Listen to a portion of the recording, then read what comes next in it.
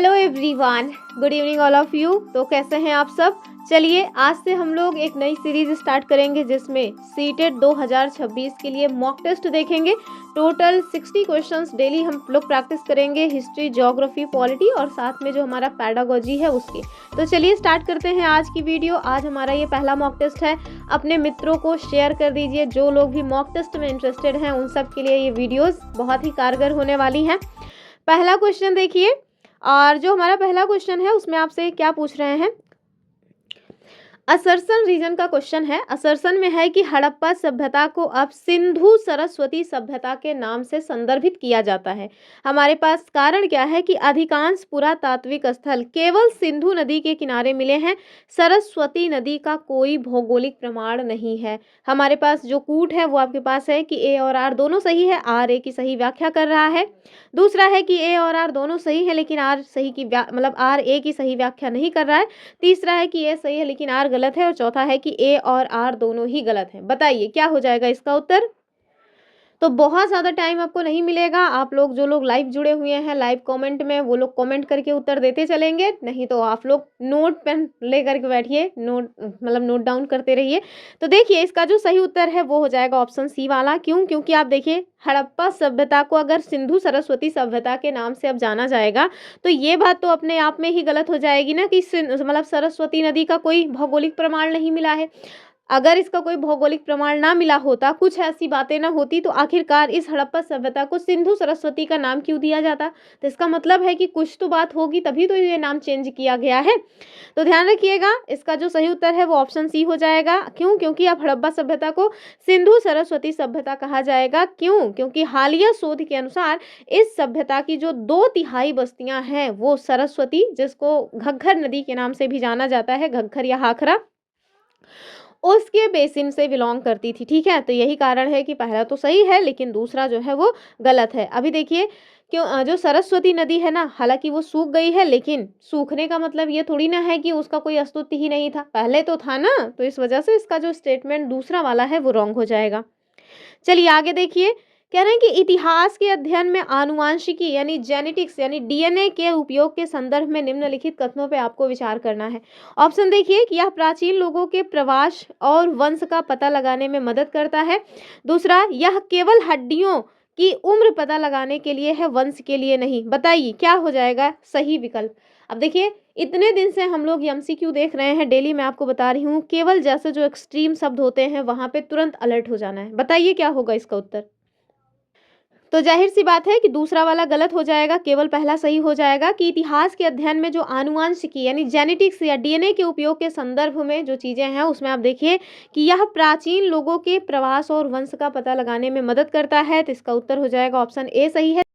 देखिए तो जो नई किताबें हैं, यानी कि वैसे भी आपको मैं एक बात बता दूं कि जो भी क्वेश्चंस आज हम देख रहे हैं वो ज़्यादातर क्वेश्चंस नई एनसीईआरटी से ही संबंधित हैं, क्योंकि नई वाली एनसीईआरटी अभी हमारा मतलब हमने कहा हुआ है कि उससे भी कुछ छूटने ना पाए आपके एग्जाम में। तो अब ज़्यादा फोकस जो रहेगा वो नई एनसीईआरटी पे रहेगा, क्योंकि पुरानी एनसीईआरटी लगभग हम खत्म ही कर चुके हैं। उसमें केवल क्लास 8 का पॉलिटी अकेले बचा हुआ है, जो कि हम 1 से 2 वीडियो में खत्म कर देंगे। ठीक है, तो उसके लिए भी आपको लोड नहीं लेना है, अभी बस आप लोग मॉक टेस्ट पे ध्यान दीजिए।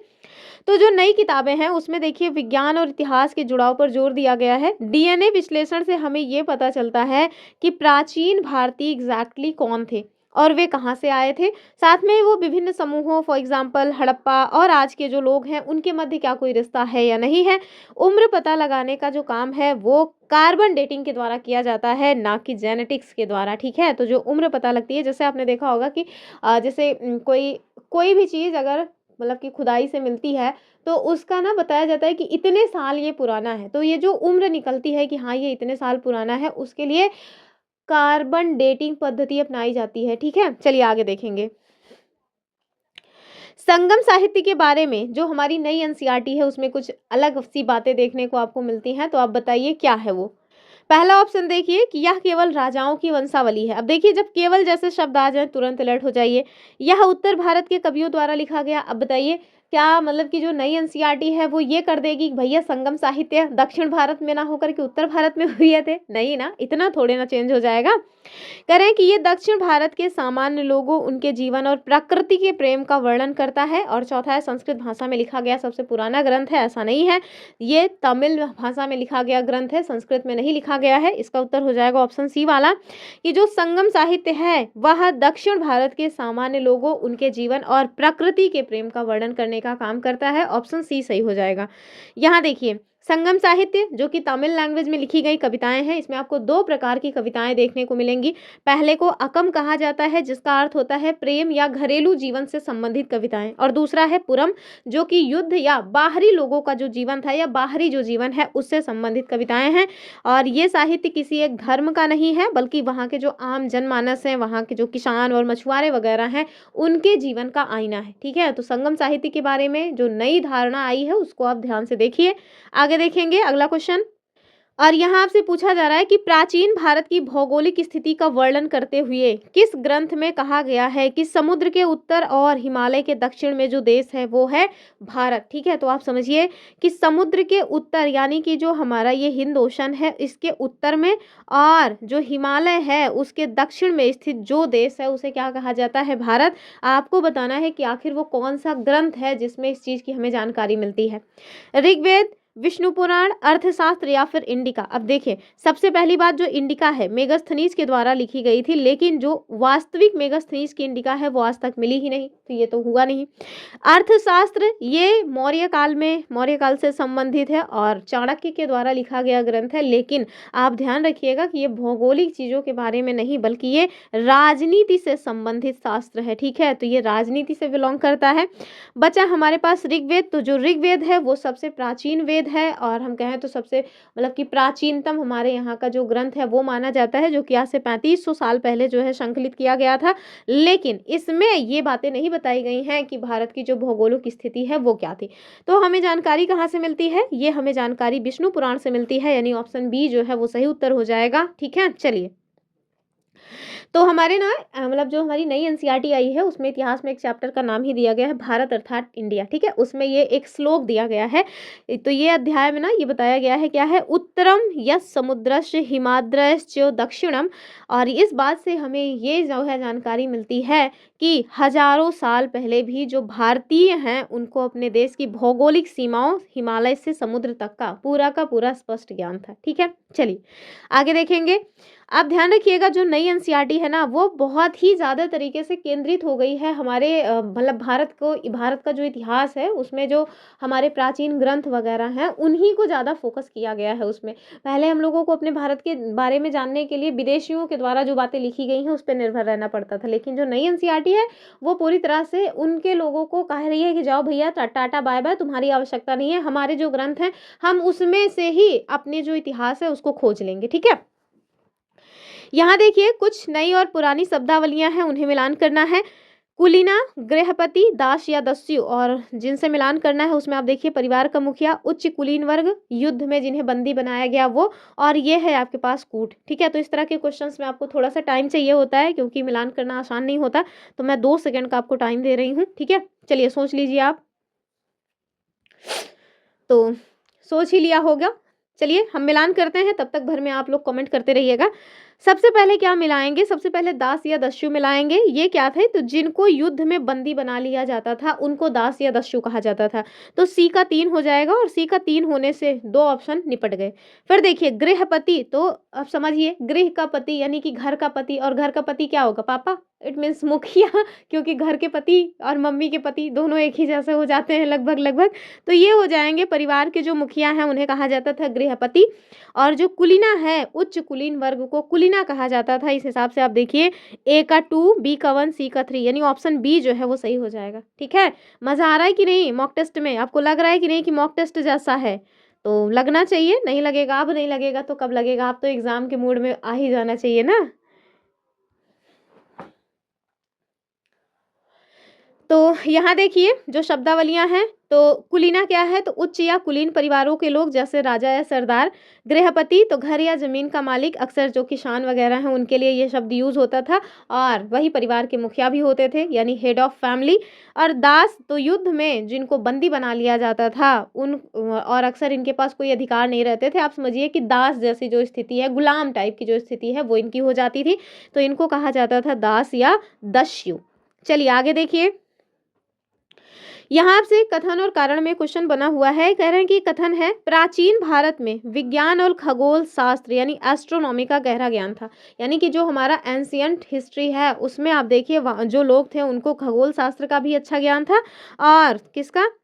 तो बस विज्ञान का। ठीक है। और देखिए दूसरा क्या है कि आर्यभट्ट ने अपनी पुस्तक में ग्रहण, यानी कि जो ग्रहण, चंद्र ग्रहण और सूर्य ग्रहण लगता है उसकी बात हो रही है, कि एक्लिप्स के वैज्ञानिक कारणों की व्याख्या की है।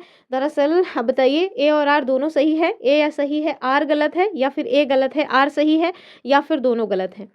और अगर आपसे यही क्वेश्चन इस तरह से पूछा जाए कि ए और आर दोनों सही है, आर ए की सही व्याख्या कर रहा है या फिर नहीं कर रहा है, इस टाइप का, तब दोनों का ही तरीका मैं आपको बता दूंगी कि एग्जैक्टली इसका क्या उत्तर होगा। तो ध्यान रखिएगा, ये दोनों के दोनों स्टेटमेंट सही है। ठीक है। तो जो हमारा प्राचीन भारत है उस टाइम के जो लोग हैं उनको विज्ञान की भी जानकारी थी, और भैया एस्ट्रोनॉमी की भी उनको जानकारी थी। क्यों हमें इस चीज़ का, मतलब कि हमें ये जो जानकारी है वो क्यों लगती है कि हाँ उन्हें जानकारी थी इन सब चीज़ों की? क्योंकि आर्यभट्ट के द्वारा अपनी जो पुस्तक है जिसका नाम है आर्यभट्टियम, उसमें उन्होंने बताया है कि भैया जो ग्रहण लगता है ना, वो राहु और केतु के भगवान सूर्य को घेर लेने की वजह से नहीं लगता। जैसा कि गांव में इसी तरह की बातें होती हैं कि राहु और केतु जो है वो सूर्य भगवान को घेर लिए, तो ऐसा नहीं होता, बल्कि सूर्य यहाँ पे देखिए इन्होंने बताया कि जो ग्रहण है ना वो सूर्य, चंद्रमा और मतलब कि पृथ्वी की स्थिति की वजह से लगता है। ठीक है। तो ध्यान रखिएगा, अगर आपसे पूछते हैं कि कथन कारण दोनों सही है और कारण कथन की सही व्याख्या कर रहा है, तब भी समझ लीजिए कि यही वाला उत्तर हो जाता, ऑप्शन ए वाला। ठीक। चलिए यहाँ देखिए, आर्यभट्ट के द्वारा जो उनकी पुस्तक लिखी गई आर्यभट्टियम, उन्होंने अपनी पुस्तक में लिखा है कि भैया जो ग्रहण है ना वो राहु और केतु के कारण नहीं लगता, बल्कि पृथ्वी और चंद्रमा की छाया के कारण लगता है। उन्होंने यह भी बताया कि पृथ्वी अपनी धुरी पर घूमती है, जिसकी वजह से दिन और रात की घटना हमें देखने को मिलती है, और ये उस टाइम पे ना बहुत बड़ी वैज्ञानिक खोज थी। ठीक है। आज की परिस्थिति में लग रहा है कि अरे ये सब तो हम बचपन से ही जानते हैं, तो नहीं, आज आप बचपन से जानते हैं, लेकिन जब पहली पहली बार किसी ने खोजा होगा तब ये बहुत बड़ी बात रही होगी। ठीक है। चलिए आगे देखिए, यहाँ आपसे पूछा जा रहा है कि श्रेणी क्या थी, बताइए। क्या ये राजाओं का समूह था, धार्मिक अनुष्ठान था, या फिर व्यापारियों और शिल्पकारों का संगठन था, या फिर एक प्रकार का टैक्स? क्या हो जाएगा? तो ध्यान रखिएगा, ये व्यापारियों और शिल्पकारों का संगठन था, श्रेणी। ठीक है। चलिए, तो मतलब जो हमारा प्राचीन भारत है, जो हमारा एंसेंट इंडिया है, उसमें आप देखिए गिल्ड्स, जिसको हिंदी में श्रेणी कहा जाता है, आज के बैंकों और ट्रेड यूनियंस का ये एक मिला जुला रूप हुआ करता था। ये शिल्पकारों को ट्रेनिंग देने का काम करते थे, कच्चा माल खरीदती थी, और इसके साथ साथ जो तैयार माल है उसको मार्केट में बेचने का काम करती थी। लोग अपना पैसा जो है वो श्रेणियों के पास जमा करते थे, जिस पर उन्हें ब्याज मिलता था। तो जैसे आज देखिए बैंक है, बैंक में आप अपना पैसा जमा करो, फिर उस पे आपको ब्याज मिलेगा, तो वैसे ही काम श्रेणी का था। ठीक है। गिल्ड्स जिसको इंग्लिश में बोला जाता है। आगे देखिए, यहाँ आपसे कहा जा रहा है क्वेश्चन नंबर 8 में कि कालिदास के अलावा किस अन्य नाटककार का उल्लेख विशेष रूप से मृच्छकटिकम, जिसका शाब्दिक अर्थ होता है मिट्टी की गाड़ी, इसके लिए किया गया है, जो आम आदमी के जीवन को दर्शाता है? बताइए, क्या ये भास का यहाँ पे वर्णन है, या फिर शूद्रक का, या विशाख दत्त का, या फिर हरिश्चंद्र का? तो ध्यान रखिएगा, इसका सही उत्तर हो जाएगा ऑप्शन बी वाला, यानी कि शूद्रक। ठीक है। तो बी एकदम सही उत्तर है। तो जो मृच्छकटिकम है, जिसका शाब्दिक अर्थ है मिट्टी की गाड़ी, ये राजाओं की कहानी ना होकर के किसकी कहानी है? तो इसमें आपको एक गरीब ब्राह्मण जिसका नाम है चारुदत्त, और एक गणिका आइट मीन्स वेश्या की कहानी है जिनका नाम था वसंत सेना। तो इनकी लव स्टोरी यहाँ पे आपको देखने को मिलती है। ठीक है। आगे देखिए, अगला क्वेश्चन कह रहे हैं कि अशोक के धर्म के बारे में नई दृष्टि क्या है? क्या ये एक नया धर्म था? तो क्या इस तरह की कोई बातें हमें देखने को मिलती है कि अशोक ने एक नया धर्म ही चला दिया था? दूसरा, यह केवल बौद्ध धर्म का प्रचार था, अब केवल लगा है तो अलर्ट हो जाइए। तीसरा, यह एक मोरल कोड था, यानी यह एक नैतिक संहिता थी जिसमें बड़ों का सम्मान और दासों के प्रति दया का भाव शामिल था। बताइए। तो और आगे जाने की आवश्यकता नहीं है, अशोक का जो धम्म है वो इसी से संबंधित है। ये कुल मिलाकर के मोरल कोड्स थे जिसमें बड़ों का सम्मान और जो आपके मतलब दास वगैरह हैं उनके प्रति आदर का भाव दिखाया गया है, ठीक है। मतलब ऐसा नहीं है कि वो दास हैं तो आप उनके साथ बदतमीजी से पेश आए, नहीं, उनके प्रति भी आपका नज़रिया सॉफ्ट होना चाहिए और उनके प्रति भी आपके हृदय में मतलब कि भाव जो है वो कैसे होने चाहिए, सॉफ्ट होने चाहिए और आदर सम्मान वाला होना चाहिए, ठीक है। चलिए, तो अशोक का धर्म देखिए किसी देवी देवता की पूजा की बात नहीं करता है, उसमें कोई बलि या कोई कर्म कांड जैसी कोई घटिया बात नहीं है। ये जीने का एक तरीका था। कुल मिलाकर के धर्म का मतलब ही होता है ग्रहण करना या धारण करना, तो वही है। आप ना एक जीवन जीने का एक नया तरीका अपनाओ जिसमें बड़ों का आदर करो, सेवकों के साथ अच्छा व्यवहार करो और भाई सबसे बड़ी बात अहिंसक रहो, जीव जंतुओं को बेवजह परेशान ना करो। ऐसा नहीं कि बस रात दिन मुर्गा खाए जा रहे हैं, ये मत करो, ठीक है। आगे देखिए, अशोक ने इसे अपने बच्चों की तरफ प्रजा को सिखाने के लिए धम्म महामात्र नामक जो अधिकारी है उसकी नियुक्ति भी की थी, ठीक है। तो इस बात को भी आपको पता होना चाहिए। यहाँ देखिए, लव एंड लॉन्गिंग यानी कि प्रेम और विरह की कविताओं का संबंध मुख्य रूप से किस काल से जोड़ा गया है ये आपको बताना है। पहला देखिए, वैदिक काल, संगम काल या भक्ति और प्रकृति, और मौर्य काल या फिर गुप्त काल। तो अभी देखा था हमने जो संगम एरा है उसमें ये सारी चीजें आपको देखने को मिलेंगी, ठीक है। तो जो संगम कविता है या संगम जो साहित्य है उसमें अहम, ये तमिल में लिखा हुआ है शायद, ठीक है, अहम जो कविताएं हैं उसमें प्रेम और विरह की बात की गई है और इसमें प्रेमी और प्रेमिका की जो भावनाएं हैं उनको प्रकृति, फॉर एग्जाम्पल पहाड़, समुद्र, जंगल, इन सब के माध्यम से व्यक्त करने का जो काम है वो किया गया है। आप ना ये नाम याद रखना, ठीक है। क्या अहम, हो सकता है आपसे पूछ ले कि अहम का अर्थ क्या हुआ, तो आप सोचेंगे कि अच्छा घमंड होता है, तो घमंड मत समझिएगा। ये अहम जो है ये जो है दक्षिण भारत में क्या था, जो संगम साहित्य हुआ था उससे संबंधित कविताएं हैं, ठीक है। चलिए आगे देखिए, यहाँ आपसे कह रहे हैं कि एक कथन है कि भारत का नाम यानी जो हमारा इंडिया है, जो हमारा भारत देश है, उसका नाम भरत कबीले के नाम पर पड़ा। आपसे क्वेश्चन बन रहा है कि ऋग्वेद के अनुसार ये कबीला भारत के किस हिस्से से बिलोंग करता था, यानी कि किस हिस्से में ये रहा करता था, उत्तर में, दक्षिण में, पूरब में, पश्चिम में, उत्तर पश्चिम या उत्तर पूर्व, बताइए कहाँ पे रहता था भारत के। तो हम सब जानते हैं कि ये जो इलाका है इसको कहा जाता है कि भैया ये भरतों का कबीला था, या भरतों का मतलब भरत जो है उनके रहने का स्थान था। अभी आप समझ ही रहे होंगे कि ये दिशा क्या डिनोट करती है, उत्तर पश्चिम। तो बस यही हो जाएगा कि उत्तर पश्चिम में रहा करते थे भरत जन के लोग, यानी भरत कबीले के लोग, ठीक है। आगे देखिए, और ये आपको कहाँ मिलेगा, तो आज के जो पंजाब और हरियाणा वाला इलाका है वहाँ पे, और इन्हीं के नाम पर हमारे जो देश है उसका नाम भारतवर्ष पड़ा था। बाद में ये कबीला कुरु कबीले के साथ जो है वो मिल जाता है। चलिए, क्वेश्चन नंबर 12 देखिए, श्रमण परंपरा का संबंध किससे है, आपको ये बताना है। बताइए, क्या ये केवल वैदिक कर्म कांडों से है? वे लोग जिन्होंने सत्य की खोज करने में अपना घर बार त्याग दिया, जैसे बौद्ध और जैन, या फिर राजा के सैनिक, या फिर कृषक समुदाय। बताइए, जो श्रमण है इसका संबंध किससे है? तो बस बी वाला हो जाएगा कि वे लोग जिन्होंने घर का त्याग कर दिया, किसके लिए, सत्य की खोज के लिए, ठीक है। फॉर एग्जाम्पल बौद्ध और जैन। तो वैदिक धर्म के कर्म कांडों से हट करके जिन लोगों ने सत्य और मोक्ष के लिए तपस्या का रास्ता चुना उन्हें कहा गया श्रमण, ठीक है। महावीर और बुद्ध, वो दोनों लोग ही इसी श्रमण परंपरा के सबसे महान शिक्षक माने जाते हैं। फिर देखिए, गुप्ता टाइम पीरियड में जो प्रशासन है उसमें नगर श्रेष्ठी कौन थे, ये आपको बताना है। बताइए, गुप्ता टाइम पीरियड में नगर श्रेष्ठी कौन थे? क्या ये मुख्य बैंकर या व्यापारी थे, या फिर सेनापति, या पुलिस अधिकारी, या फिर विदेश मंत्री? कौन हो जाएंगे? ये क्या हो जाएगा उत्तर? तो हो जाएंगे अपने ऑप्शन ए, यानी कि मुख्य बैंकर या व्यापारी, ठीक है। तो गुप्ता टाइम पीरियड में देखिए प्रशासन जो है वो कैसा हो गया था, डिसेंट्रलाइज्ड हो गया था, यानी कि उसको मतलब कि विकेंद्रीकृत कर दिया गया था। शहर का प्रशासन चलाने के लिए राजा के अधिकारियों के साथ साथ जो स्थानीय व्यापारी हैं उनको भी सलाह दी जाती थी, उनकी भी सलाह ली जाती थी। दी क्या जाती थी, दी तो तब जाती है ना जब आप मतलब केंद्रीकरण हो शासन का, तो फिर राजा ही सब कुछ करते हैं, उसमें किसी और की सलाह मानने की आवश्यकता नहीं है। लेकिन सलाह अगर ली जा रही है जो स्थानीय व्यापारी हैं उनसे, तो आप समझिए कि जो वहाँ का प्रशासन है वो कैसा है, डिसेंट्रलाइज्ड है, ठीक है, यानी कि जो शक्ति है उसका बंटवारा कर दिया गया है। आगे देखिए, जो नगर श्रेष्ठी हैं ये शहर के सबसे अमीर व्यापारी या बैंकर हुआ करते थे, ठीक है। चलिए आगे, कह रहे हैं कि हड़प्पा सभ्यता के पतन के लिए किन कारणों पर जोर दिया गया है? बताइए वो कौन से कारक हैं जिनको माना जाता है कि यही वो जिम्मेदार हैं जिसकी वजह से हड़प्पा सभ्यता का पतन हुआ था। पहला देखिए, केवल आर्यों का आक्रमण। अब देखिए केवल जैसा शब्द लग गया है तो अलर्ट हो जाइए।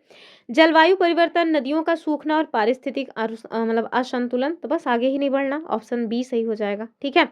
और अगर आप चाहते हैं कि इस तरह की वीडियोस डेली डेली आपको करवाई जाए तो बस मेरी एक सिंपल सी रिक्वेस्ट है कि बाबू प्लीज़ वीडियो को ना हाइप कर दीजिएगा, क्योंकि आप वीडियो को हाइप करेंगे तो इससे आपका कोई नुकसान नहीं है। लेकिन हाँ, मेरी जो वीडियोस हैं वो यूट्यूब को लगेगा कि हाँ लोग उसको हाइप कर रहे हैं, इट मीन्स काम की वीडियो है, तो अन्य लोगों तक वो इसके हमारी वीडियो को पहुंचाने का काम करेगा। ठीक है। तो एक तरह से ना जो शेयर करने वाला काम होता है वो आपका बच जाएगा। बस आप वीडियो को हाइप कर दीजिएगा। ठीक है। मन करे तो एक ही एक ही दिन में अपना तीनों हाइप यूज़ कर लीजिएगा, क्योंकि आप सप्ताह में केवल 3 ही हाइप यूज़ कर सकते हैं। तो जहाँ मन करे कुल मिलाकर के वीडियो हाइप कर दीजिएगा, लाइक कर दीजिएगा। और अगर आपको ये सेशन पसंद आता है तो एक प्यारा सा कमेंट भी कर सकते हैं, जिससे थोड़ा मोटिवेशन आता है। चलिए, तो हड़प्पा सभ्यता के पतन के पीछे के जो कारक हैं उसमें आप देखिए कि सन 1900 ईसा पूर्व के आसपास जो मॉनसून है ना वो देखिए थोड़ा कमजोर हो गया, जिससे सरस्वती नदी सूख गई और हड़प्पा के लोगों को अपने शहर को छोड़ करके पूर्व में गंगा घाटी की ओर जाना पड़ा। ठीक है। आगे देखिए, और आपको पता है कि नहीं कि गंगा घाटी में दूसरा जो है नगरीकरण होता है, मगध साम्राज्य वाला जो है वो माना जाता है कि वहाँ पे दूसरा नगरीकरण होता है। ठीक है। पहला नगरीकरण तो हम लोग सिंधु सभ्यता को ही मानते हैं। आगे देखिए, यहाँ से कहा जा रहा है कि भीमबेटका की गुफाओं में बने चित्रों में किस रंग का प्रयोग सर्वाधिक हुआ है? बताइए, क्या ये नीला और काला है, लाल और सफेद यानी कि गेरुआ और चूना है, पीला और हरा है, या फिर केवल काला है? बताइए। तो बी सही हो जाएगा। ठीक है। यानी कि गेरुआ और चूना जो है वो यूज किया गया है, ऑप्शन बी। तो आदि मानवों के द्वारा पेंटिंग के लिए गेरुआ और चूना पत्थर यानी सफेद जो कलर है उसका यूज किया गया है। जो लाल रंग है वो शिकारी और बड़े जानवरों के लिए यूज किया गया है। वहीं अगर सफेद रंग की बात करें तो अक्सर मनुष्यों या ज्यामितीय आकृतियों के लिए इसका यूज किया गया है। ठीक है। तो कौन कौन है जो लोग यूपी टेट भी देने वाले हैं? बताइए, क्या यूपी टेट देने वाले आप लोग हैं या फिर केवल और केवल सी टेट के बाद फिर खत्म कहानी है? तो अगर आप लोग यूपी टेट भी देना चाह रहे हैं तो भाई कहीं जाने की आवश्यकता नहीं है, क्योंकि जैसे ही सी टेट का एग्जाम खत्म होगा हम सबसे पहले पॉलिटी सब्जेक्ट को स्टार्ट करेंगे अपने इसी चैनल पर सी टेट के लिए, सॉरी सी टेट नहीं यूपी टेट, और जो हमारे यहाँ यूपीएसआई और यूपीपी के एग्जाम लगे हुए हैं उनके लिए। ठीक है। तो लगातार आप लोग देखते रहिएगा। अब चूंकि सीटेट में उतना ज़्यादा टाइम नहीं मिला, लेकिन यूपी टेट के लिए हमें बहुत अच्छा समय मिल रहा है, 4 से 5 महीने मिल रहे हैं। तो हम लोग बहुत ही अच्छे से एक एक चीज़ को डिस्कस करते हुए चलेंगे, तब भी बहुत आराम आराम से करेंगे। उसके बावजूद भी बहुत बेहतरीन प्रिपरेशन कर ले जाएंगे, एसएसटी की। जाहिर सी बात है मैं एसएसटी ही अपने चैनल पे कराऊंगी पेपर 2। ठीक है। तो आप लोग उसके साथ बने रहिएगा। चलिए आगे देखेंगे। हमारा जो अगला क्वेश्चन है, कह रहे हैं कि आप छोटा नागपुर पठार से प्रयागराज और फिर अल्मोड़ा यानी उत्तराखंड की यात्रा कर रहे हैं। आप किस क्रम में स्थल रूपों को देखेंगे? बताइए। यानी कि सबसे पहले आपको छोटा नागपुर पठार की बात कर रहे हैं, उसके बाद फिर आप प्रयागराज जाइए और उसके बाद फिर उत्तराखंड अल्मोड़ा जाना है। बताइए क्या आपको देखने को मिलेगा? तो क्या आप बताइए, ये जो छोटा नागपुर का पठार है वहाँ पे मैदान देखने को मिलेगा? अरे ये तो अपने आप में बता रहा है कि मैं क्या हूँ। तो ये पठार है, तो सबसे पहले तो पठार आपको देखने को मिलेगा। पठार ही पहले मिल जाएगा। और ये जो प्रयागराज है वहाँ पे मैदानी इलाका है, और जो उत्तराखंड है वहाँ पे पर्वत है। तो इसमें कुछ सोचना ही नहीं था, ऑप्शन बी सही हो जाएगा। ठीक है। तो इस तरह के ना जो चीज़ें हैं वो हमारे एग्जाम में बन जाती हैं। तो ध्यान रखिएगा, प्रयागराज में गंगा का मैदान हम सभी जानते हैं। अल्मोड़ा ये हिमालय की गोद में है यानी कि पर्वत है, और इस तरह से सही क्रम जो है वो क्या होगा? पठार, मैदान, देन पर्वत। चलिए आगे देखिए। यहाँ आपसे पूछा जा रहा है, कथन और कारण है, 2 स्टेटमेंट है। पहला है कि पर्वत और पहाड़ियाँ एक ही प्रकार के स्थल रूप हैं। बताइए क्या पर्वत और पहाड़ी दोनों एक ही हैं? तो उनके अलग अलग नाम क्यों हैं? फिर देखिए, हिमालय गोल शिखरों वाली एक बहुत पुरानी वलित पर्वत श्रृंखला है। अच्छा, अगर ये बहुत पुरानी वलित पर्वत श्रृंखला है तो अरावली क्या है फिर? सोचने वाली बात है। चलिए बताइए क्या हो जाएगा इसका उत्तर? क्या ये दोनों सही है, दोनों गलत है, या फिर कोई एक सही है? बताइए। तो ध्यान रखिएगा, दो के दोनों गलत हैं। ठीक है। तो आपको फंसाने के लिए बस ये बताया गया था, ये दोनों ही स्टेटमेंट रॉन्ग है, क्योंकि पर्वत और पहाड़ियाँ दोनों एक प्रकार के स्थल रूप नहीं होते हैं, दोनों में अंतर होता है। यहाँ देखिए, जो पर्वत है यानी कि जो माउंटेन्स है वो काफ़ी ज़्यादा ऊंचे होते हैं। ठीक है। वहीं पहाड़ियों की बात करें तो इनकी मतलब ऊंचाई इतनी ज़्यादा नहीं होती है, बस मतलब कम ऊंचे होते हैं, लगभग 600 मीटर से भी कम ऊंचाई इनकी आपको देखने को मिलेगी। ठीक है, और वहीं अगर हम देखें तो जो हिमालय है वो नवीन वलित पर्वत है। क्या है? नवीन वलित पर्वत है, जिसका शिखर काफ़ी नुकीला है। लेकिन जो अरावली है उसका शिखर गोल है, ये बेचारा पुराना वलित पर्वत है। ठीक है, चलिए। वाटर साइकिल के संदर्भ में अंतःस्यंदन जो है ये क्या है, ये आपको बताना है। इनफिल्ट्रेशन। ठीक है, कुछ लोगों को ना लग रहा हो कि ये सब कहाँ से आ रहा है, तो ये सब जानते हैं नई एनसीईआरटी से पॉइंट्स उठाए गए हैं। जो पुरानी एनसीईआरटी में चीज़ें नहीं दी गई हैं उन सारी चीज़ों को हम मॉक टेस्ट में शामिल कर रहे हैं, ताकि आपका नया एनसीईआरटी पुराना एनसीईआरटी दोनों ही कंप्लीट हो जाए। ठीक है, क्योंकि अब इतना टाइम अपने पास बचा नहीं है कि हम जो है पूरी ओल्ड एनसीईआरटी खत्म करने के बाद नई एनसीईआरटी को भी एक एक टॉपिक करवाएं। ठीक है, उसमें आपका ही बहुत ज़्यादा टाइम लॉस हो जाएगा और आप लोग उतना ज़्यादा इंटरेस्ट भी नहीं लेंगे, मेरी मेहनत भी वैसे ही डांड चली जाएगी, क्योंकि आप लोगों को अभी केवल और केवल एमसीक्यू की तलाश है। तो मेरा ये मानना है कि कुल मिलाकर के कंटेंट आप तक पहुँचे, चाहे वो एमसीक्यू के फॉर्म में हो, चाहे वो नोट्स के फॉर्म में हो, और यहाँ से आपको ज़्यादा चीज़ें क्लिक करेंगी दिमाग में, क्योंकि अंततः आपसे क्वेश्चंस पूछे जाएंगे एग्जाम में। तो बताइए, जो अंतःस्यंदन है ये क्या होता है? क्या ये बादलों का बनना है? दूसरा देखिए, पानी का वाष्प बनना, तो इसको तो वाष्पीकरण कहा जाता है। पानी का अंदर, जमीन के अंदर रिसना, या फिर नदियों का समुद्र में मिलना। तो ध्यान रखिएगा, अंतःस्यंदन यानी अंदर जाने की बात हो रही है, तो ये हो जाएगा पानी का जमीन के अंदर रिसना। ठीक है, अब देखिए जब बारिश का पानी होता है, मतलब बारिश जो है होती है, तो देखिए जमीन काफ़ी देर तक तो, मतलब जब काफ़ी दिन बाद बारिश होती है तो काफ़ी टाइम तक तो जो ज़मीन है ना उसको कुछ समझ ही नहीं आता कि हाँ बारिश भी हो रही है। क्यों? क्योंकि बारिश का पानी ज़मीन के अंदर रिस जाता है। तो यही जो चीज़ है, यही जो प्रक्रिया है, इसी को कहा जाता है अंतःस्यंदन, यानी ऑप्शन सी। तो अक्सर हम लोग क्या वाष्पीकरण पढ़ते हैं, जैसे हमने आपको बताया कि अगर गढ़ी गढ़वा में कहीं पानी भर जाता है तो 2-4 दिन बाद आप देखो तो पानी नहीं दिखता, फिर हम लोगों को समझ नहीं आता कि आखिर गया कहाँ पानी। तो पानी कहीं नहीं जाता, पानी वाष्प बन करके उड़ जाता है। ठीक है, लेकिन हम लोग अंतःस्यंदन जो है वो पढ़ते ही नहीं, क्योंकि ओल्ड एनसीईआरटी में भी देखिए नहीं मिला ये पॉइंट। अंतःस्यंदन जो पॉइंट है वो ओल्ड एनसीईआरटी में दिया ही नहीं था। आगे देखिए, ये वही प्रक्रिया है अंतःस्यंदन जिसे हम लोग इनफिल्ट्रेशन कहते हैं, जिसमें बारिश का पानी मिट्टी के द्वारा सोख लिया जाता है और वो ग्राउंड वाटर बन जाता है। ठीक है, जो कि पौधों के लिए बहुत ज़रूरी है। और ये देखिए ना, ग्राउंड वाटर, ट्यूबवेल वगैरह लगा करके पानी हम लोग निकालते हैं कि नहीं ग्राउंड वाटर से। लॉन्गिट्यूड के बारे में कह रहे हैं कि ये कौन सा स्टेटमेंट इसके बारे में सत्य है। लॉन्गिट्यूड, ठीक है, तो हम 2 चीज़ें बताई हुई हैं, एक तो लैटिट्यूड जिसे हम लोग अक्षांश रेखा कहते हैं, और दूसरा लॉन्गिट्यूड जिसे हम लोग देशांतर रेखा कहते हैं। तो आपसे ना देशांतरों के बारे में क्वेश्चन बन रहा है। कह रहे हैं कि पूर्व की ओर जाने पर समय घटता है, यानी कि अगर ये 0 डिग्री देशांतर है जो कि लंदन के ग्रीनविच से जाती है, अगर आप इससे पूर्व की ओर जाएंगे तो कह रहे हैं कि समय यहाँ पे घटेगा। बताइए क्या ऐसा होता है? मैंने बताया हुआ है कि पूर्व की ओर जाने पर समय प्लस में होता है, पश्चिम की ओर जाने पे माइनस में होता है। तो ये स्टेटमेंट तो रॉन्ग हो गया। ठीक है, फिर और हमसे पूछ क्या रहे हैं, सत्य पूछ रहे हैं, तो ये तो गलत हो गया।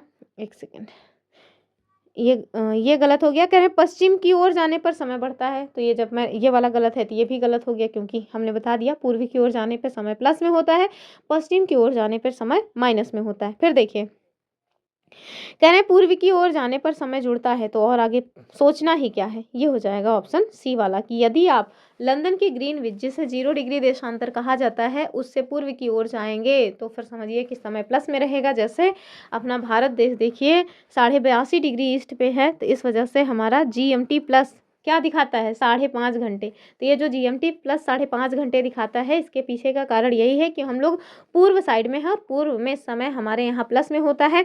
अगर जीएमटी पे दोपहर के 12 बजे हैं तो हमारे यहाँ शाम के 5:30 बजे होंगे। ठीक है, चलिए आगे देखिए। तो ये देखिए, पृथ्वी पश्चिम से पूर्व की ओर घूमती है, ये हम सब जानते हैं। यही कारण है कि जो स्थान पूर्व में है वहाँ पे सूर्योदय थोड़ा पहले हो जाता है। इसीलिए ग्रीनविच यानी लंदन में जो ग्रीनविच है जिसको 0 डिग्री देशांतर कहा जाता है, उससे यदि आप पूर्व की ओर जाएंगे तो हर 1 डिग्री पर 4 मिनट जो समय है वो ऐड हो जाएगा। ठीक है, चलिए। और सेम प्रक्रिया पश्चिम में जाएंगे तो वो माइनस हो जाएगा। फिर देखिए, ग्लोब पर 2 स्थानों के बीच की जो न्यूनतम दूरी है वो कहाँ होती है? तो बताइए, ग्लोब पर 2 स्थानों के मध्य जो न्यूनतम दूरी है वो आपको कहाँ देखने को मिलेगी? कह रहे हैं क्या ये विषुवत रेखा पर? तो विषुवत रेखा समझ रहे हैं, यही है 0 डिग्री। कर्क रेखा पर तो 23.5 डिग्री उत्तर, या फिर अंतर्राष्ट्रीय तिथि रेखा पर तो 180 डिग्री जो देशांतर होता है उसको कहते हैं अंतर्राष्ट्रीय तिथि रेखा। क्षेत्र, ऑप्शन डी देखिए बृहद वृत्त यानी कि ग्रेट सर्कल मार्ग पर। बताइए क्या हो जाएगा? तो भाई यही इसका उत्तर हो जाएगा ऑप्शन डी वाला, ठीक है, कि ग्लोब पर दो स्थानों के बीच की जो न्यूनतम दूरी होती है वो आपको बृहद वृत्त यानी कि ग्रेट सर्कल मार्ग पर देखने को मिलेगी। ऑप्शन डी सही हो जाएगा, ठीक है। तो नक्शे पर सीधी रेखा सबसे छोटी दूरी नहीं होती है, बल्कि ग्लोब जो गोल है उस पर सबसे छोटा रास्ता यानी ग्रेट सर्कल होता है। और इसीलिए जो हवाई जहाज वगैरह हैं वो सीधे ना उड़ करके थोड़ा घुमावदार यानी आर्क वाले रास्ते से उड़ाए जाते हैं, ताकि जो ईंधन वगैरह है उनकी बचत हो सके। यहाँ आपसे पूछा जा रहा है कि चलिए आप बताइए लद्दाख को शीत मरुस्थल क्यों कहा जाता है? एक ऑप्शन कम हो गया है, जाने दीजिए। तो बताइए लद्दाख को शीत मरुस्थल क्यों कहा जाता है? ऑप्शन देखिए, कह रहे हैं कि यहाँ रेत के टीले हैं। बताइए क्या यहाँ रेत के टीले हैं? तो मैंने तो बताया हुआ भैया रेत के जो टीले हैं वो आपको कहाँ देखने को मिलते हैं? राजस्थान में। तो ये तो होगा नहीं। कह रहे हैं ये हिमालय की वृष्टि छाया क्षेत्र में है। तो इसको तो मैंने बहुत अच्छे से दिखाया हुआ है एनिमेशन के माध्यम से अपने वीडियो में। तो हाँ, ये हिमालय के वृष्टि छाया क्षेत्र में है, जिस कारण से यहाँ वर्षा नहीं होती है। यहाँ बहुत गर्मी है? बिल्कुल नहीं, यहाँ पे गर्मी नहीं है, यहाँ बहुत ज़्यादा ठंडी है, ठीक है। तो इसका जो सही उत्तर है वो क्या हो जाएगा कि लद्दाख को शीत मरुस्थल क्यों कहते हैं? क्योंकि ये हिमालय की वृष्टि छाया क्षेत्र में है, इस वजह से यहाँ पानी नहीं बरसता है। पानी नहीं बरसता है तो ये मरुस्थल है। शीत मरुस्थल क्यों है? क्योंकि बहुत ऊंचाई पे है, बर्फ जमी रहती है, ठीक है। ऑप्शन बी वाला सही हो जाएगा। यहाँ देखिए लद्दाख हिमालय के पीछे यानी कि उत्तर में स्थित है। जब मानसूनी हवाएं हिमालय से टकराती हैं तो जो भी बारिश होती है वो दक्षिण में ही हो जाती है। बेचारा जो लद्दाख है वो सूखा रह जाता है। और यही कारण है कि इसको क्या कहते हैं? रेन शैडो एरिया कहा जाता है। यहाँ पे बारिश नहीं होती है, हाँ बर्फ वगैरह गिरती रहती है, बर्फबारी होती रहती है। जो हमारी नई एनसीईआरटी है वो पर्यावरण को कैसे परिभाषित करती है ये आपको बताना है। पहला देखिए, कह रहे हैं केवल पेड़ पौधे। अब केवल जैसी चीजें वैसे ही गलत हो जाएंगी, तो ये भी नहीं होगा। देखिए ऑप्शन सी हो जाएगा कि जो कुछ भी आप अपने आसपास देखते हैं वो हर एक चीज पर्यावरण है, ठीक है। ऑप्शन सी सही हो जाएगा। तो हम लोगों के मन में आता है ना कि पर्यावरण का मतलब क्या है? केवल जंगल? तो नहीं, जंगल अकेले नहीं होता, इसमें स्कूल, इमारत, सड़क, दोस्त, परिवार, घर, हम, आप, हवा, हर चीज़ शामिल होती है, ठीक है। तो ये सारी की सारी चीज़ें मिल करके हमारे पर्यावरण का निर्माण करती हैं। इसके दो घटक होते हैं, एक तो प्राकृतिक और दूसरा मानव निर्मित, ठीक है। जैसे हवा ये प्राकृतिक है, लेकिन आप देखिए जो सड़क है ये मानव निर्मित है। आगे देखिए, कह रहे हैं कि गंगा और ब्रह्मपुत्र नदियां विश्व का सबसे बड़ा डेल्टा बनाती हैं। कथन तो सही है। कारण देखिए कि डेल्टा वो स्थान है जहां नदी समुद्र में प्रवेश करती है और उसकी गति बहुत तेज होती है। तो जहां नदी समुद्र में प्रवेश करती है बहुत तेज वेग से, वहां पे आप देखिए कि डेल्टा नहीं, वहां पे एस्चुअरी का निर्माण होता है। क्या निर्माण होता है? एस्चुअरी का निर्माण होता है। तो ये वाला स्टेटमेंट रॉन्ग हो जाएगा। पहला वाला स्टेटमेंट सही है, यानी कि कथन अकेले सही है, कारण गलत है। तो ए सही है लेकिन आर गलत हो जाएगा, ऑप्शन सी वाला, ठीक है। तो ध्यान रखिएगा, जो सुंदरवन डेल्टा है वो दुनिया का सबसे बड़ा डेल्टा है, ये बात एकदम सही है। लेकिन जो कह रहे हैं कि नदियां जब समुद्र में मिलती हैं और बहुत तेज वेग से जाती हैं वो डेल्टा का निर्माण होता है, तो नहीं, वहाँ डेल्टा का निर्माण नहीं, वहाँ एस्चुअरी का निर्माण होता है। जब नदी समुद्र में मिलती है, ढलान कम होने के कारण आप देखिए जब उसकी गति धीमी होती है तो जो भी चीज़ें वो अपने मतलब साथ में ले आई है, चाहे फिर वो बालू हो, चाहे मिट्टी हो, चाहे गाद हो, उन सबको किनारों पर जमा कर देती है और यही है जो डेल्टा का निर्माण करता है, ठीक है। चलिए आगे देखिए, कह रहे हैं कि मानचित्र में स्केल यानी पैमाने का क्या अर्थ है, आपको ये बताना है। पहला देखिए, मानचित्र को सुंदर बनाना। तो क्या स्केलिंग करके मानचित्र को सुंदर बनाया जाता है? नहीं ना। धरातल की वास्तविक दूरी और मानचित्र की दूरी का अनुपात निकालना, तो एकदम सही बात हो जाएगी। जो स्केल बनाया जाता है, जो स्केलिंग की जाती है, उसके पीछे का कारण यही होता है कि जो धरातल की वास्तविक दूरी है और जो मानचित्र की दूरी है उसके अनुपात को बनाया जाए। तो अगर दो शहरों के बीच की असली दूरी मान लीजिए 100 किलोमीटर है, तो हम कागज में उस 100 किलोमीटर लंबी मतलब लाइन तो खींच नहीं सकते। तो हम लोग क्या करते हैं, हम लोग पैमाने का यूज़ करते हैं। मान लेते हैं भैया 1 सेंटीमीटर बराबर 100 किलोमीटर, ठीक है। और यही तो है स्केलिंग करना। फिर देखिए, भारत के भौतिक विभाजन में जो प्रायद्वीपीय पठार है इसकी विशेषता क्या है, आपको ये बताना है। कह रहे हैं ये नवीन जलोढ़ मिट्टी से बना है। बताइए क्या नवीन जलोढ़ मिट्टी से बना है? दूसरा, त्रिभुजाकार है और तीनों ओर पानी है, हमेशा बर्फ जमी रहती है या सबसे उपजाऊ है। बताइए क्या हो जाएगा प्रायद्वीपीय पठार की विशेषता? तो हम सबको पता है कि ये त्रिभुजाकार है, ठीक है। अब मैंने बताया हुआ है ऐसे इसका आकार है और तीन ओर से पानी से घिरा है। तो तीन ओर से पानी से घिरा है, इसी वजह से इसको प्रायद्वीप कहते हैं, ठीक है। और प्रायद्वीप मैंने बताया हुआ है कि ऐसी कोई भी संरचना, ठीक है, जो प्रायद्वीप है देखो तो गड़बड़ हो गया। हमने बताया हुआ कि प्रायद्वीप किसको कहते हैं, तो भूमि का वो हिस्सा जो 3 ओर जल से घिरा हो उसे हम लोग प्रायद्वीप कहते हैं। जैसे हमारा जो भारत देश है, दक्षिण भारत, उसमें देखिए ईस्ट साइड है बे ऑफ बंगाल, वेस्ट साइड है अरेबियन सी, और दक्षिण साइड यानी साउथ साइड में आपको जो हमारा हिंद ओशन है वो देखने को मिलेगा। ठीक है, तो ये भूमि है, भूमि का, एक सेकेंड, ये है भूमि। तो भूमि की ऐसी संरचना जो 3 ओर पानी से घिरा हो उसे क्या कहते हैं, प्रायद्वीप कहते हैं। ठीक है, तो प्रायद्वीपों की बात हो रही थी यहाँ पे। तो भारत के भौतिक विभाजन में जो प्रायद्वीपीय पठार है वो क्या है, तो ये त्रिभुज के आकार का है, ऐसे है, और 3 ओर पानी से घिरा है। ऑप्शन बी सही हो जाएगा। ठीक है, और ये हमारा प्राचीन गोंडवाना लैंड का हिस्सा है। तो आपको ये अंगारा लैंड, गोंडवाना लैंड, ये सब पता है कि नहीं? चलिए, नहीं पता है तो बताती हूँ अभी। देखिए, पहले ऐसा माना जाता है कि जो हमारी पृथ्वी है, जिस उस पे आज आपको जितने भी महाद्वीप या महासागर आपको दिखाई पड़ रहे हैं, वो सब एक ही जैसे थे, मतलब सब एक दूसरे से ऐसे ऐसे सटे थे, सब एक जैसा था। आप समझिए कि कोई एक बड़ा सा पत्थर का टुकड़ा था। ठीक है, फिर बहुत टाइम बाद इसमें जो है थोड़ा सा क्रैक आता है। क्रैक आने से क्या होता है कि जैसे ये भूमि का टुकड़ा है, ठीक है, और इसके चारों ओर क्या है, पानी है। ठीक है, क्या है, चारों ओर पानी है। और ये जो भूमि का टुकड़ा है उसको नाम क्या दिया गया था, पेंजिया नाम दिया गया था। क्या नाम दिया गया था, पेंजिया। और ये जो चारों तरफ पानी है, जो भी आपको चारों तरफ पानी दिखाई पड़ रहा है, इसको क्या कहा गया था, इसको कहा गया था पैंथालासा। क्या कहा गया था, पैंथालासा। तो पैंथालासा विशाल समुद्र था, और भूमि का एक टुकड़ा जिसको पेंजिया नाम दिया गया था। जब इसमें क्रैक पड़ता है, क्या पड़ता है, इसमें समय के साथ क्रैक पड़ता है, तो ये जो पेंजिया है ना, वो 2 विशाल भूखंडों में टूट जाता है, जिसमें ऊपर वाले को, मतलब कि जो उत्तरी में है, उसको अंगारा लैंड नाम दिया गया। क्या नाम दिया गया, अंगारा लैंड। और जो दक्षिण साइड वाला है, इसको नाम दिया गया गोंडवाना लैंड। क्या नाम दिया गया, गोंडवाना लैंड का नाम दिया गया। ठीक है, और ये जो पैंथालासा है ये बीच में आ गया। ठीक है, तो पानी अब देखिए बीच में आ गया। फिर ऐसे ऐसे टूट फूट होते हुए आज आप देखिए जिस तरीके से 7 आपको दिखाई पड़ते हैं महाद्वीप, उनका निर्माण होता है। ठीक है, तो हमारा जो भारत है वो कौन सी, मतलब कि हिस्सा है, कौन सा हिस्सा है, तो ध्यान रखिएगा ये गोंडवाना लैंड का हिस्सा है। क्यों, क्योंकि दक्षिण साइड से है। ठीक है, और कठोर चट्टानों का बना हुआ है। प्रायद्वीप की बात करें तो इसका मतलब मैंने आपको बता ही दिया कि भूमि का वो टुकड़ा जो 3 ओर पानी से घिरा होता है उसे हम लोग क्या कहते हैं, उसे हम लोग कह देते हैं प्रायद्वीप। ठीक है, चलिए, यहाँ से कह रहे हैं कि जो प्रेयरी और बेल्ट है ये क्या है, बताइए, क्या ये किसी पर्वत का नाम है, घास के मैदान है, महासागर के नाम है, या फिर स्थानीय हवाएं हैं? तो हम सब जानते हैं स्थानीय हवा तो है नहीं, महासागर का भी नाम नहीं है, पर्वत का नाम भी ना होकर के क्या है, ये मतलब कि ग्रासलैंड्स यानी घास के मैदान है, जिसमें मैंने बताया है उत्तर अमेरिका का है। प्रेयरी और बेल्ट कहाँ का है, बताइए जरा कमेंट करके। तो ध्यान रखिएगा, जो मतलब कि अफ्रीका है ना, उसका मतलब उससे बिलोंग करता है हमारा कौन सा, वर्ल्ड। ठीक है, चलिए, तो दुनिया के अलग अलग हिस्सों में जो ग्रासलैंड्स हैं उनको अलग अलग नामों से जाना जाता है। 2 तरह के ग्रासलैंड होते हैं, बताया हुआ है मैंने, एक तो शीतोष्ण और दूसरा है उष्ण कटिबंधी। ठीक है, तो यहाँ देखिए, प्रेयरी ये उत्तर अमेरिका का जो ग्रासलैंड है, और जाहिर सी बात है उत्तर अमेरिका मतलब कि शीत स्थान है, तो वहाँ पे शीतोष्ण टाइप का होगा, उष्ण तो होगा नहीं। और इसको गेहूं की टोकरी कहा जाता है। क्या कहते हैं, गेहूं की टोकरी। तो याद रखिएगा इस बात को, क्योंकि ये पूछा जाता है।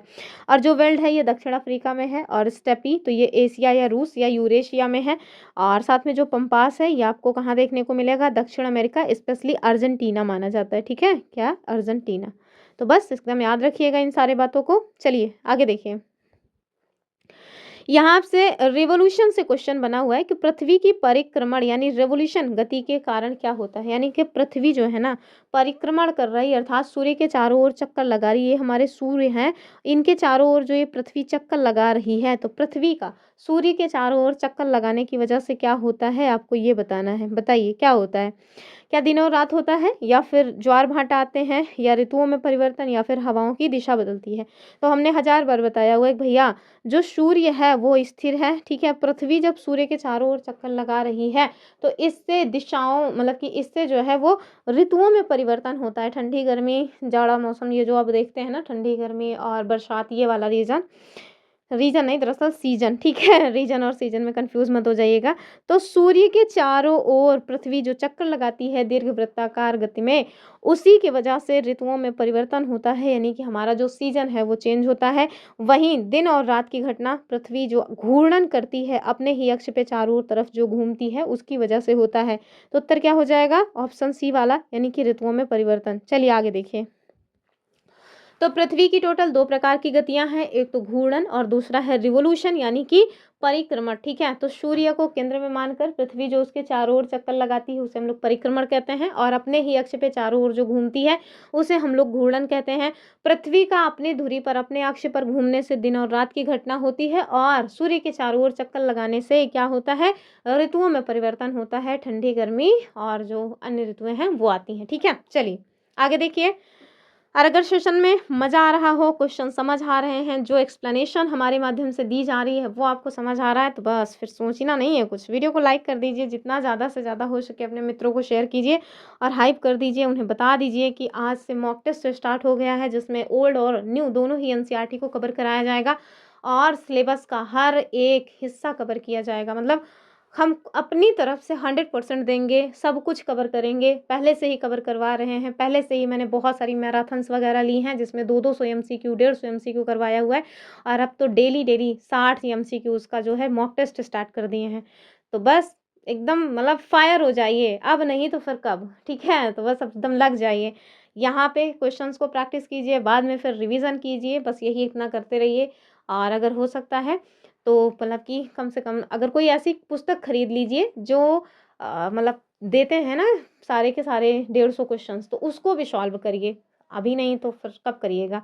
तो इससे क्या होगा ना, जितना ज़्यादा से ज़्यादा अभी एमसीक्यू प्रैक्टिस कर रहे रहेंगे, एग्ज़ाम के मतलब कि 5-6 दिन पहले तक, 7 मैं कहूँगी 10 दिन पहले तक आप खूब मॉक टेस्ट दीजिए, खुद से भी प्रैक्टिस कीजिए, कोई भी बुक ले लीजिए मार्केट से जो आपका मतलब मन करता है।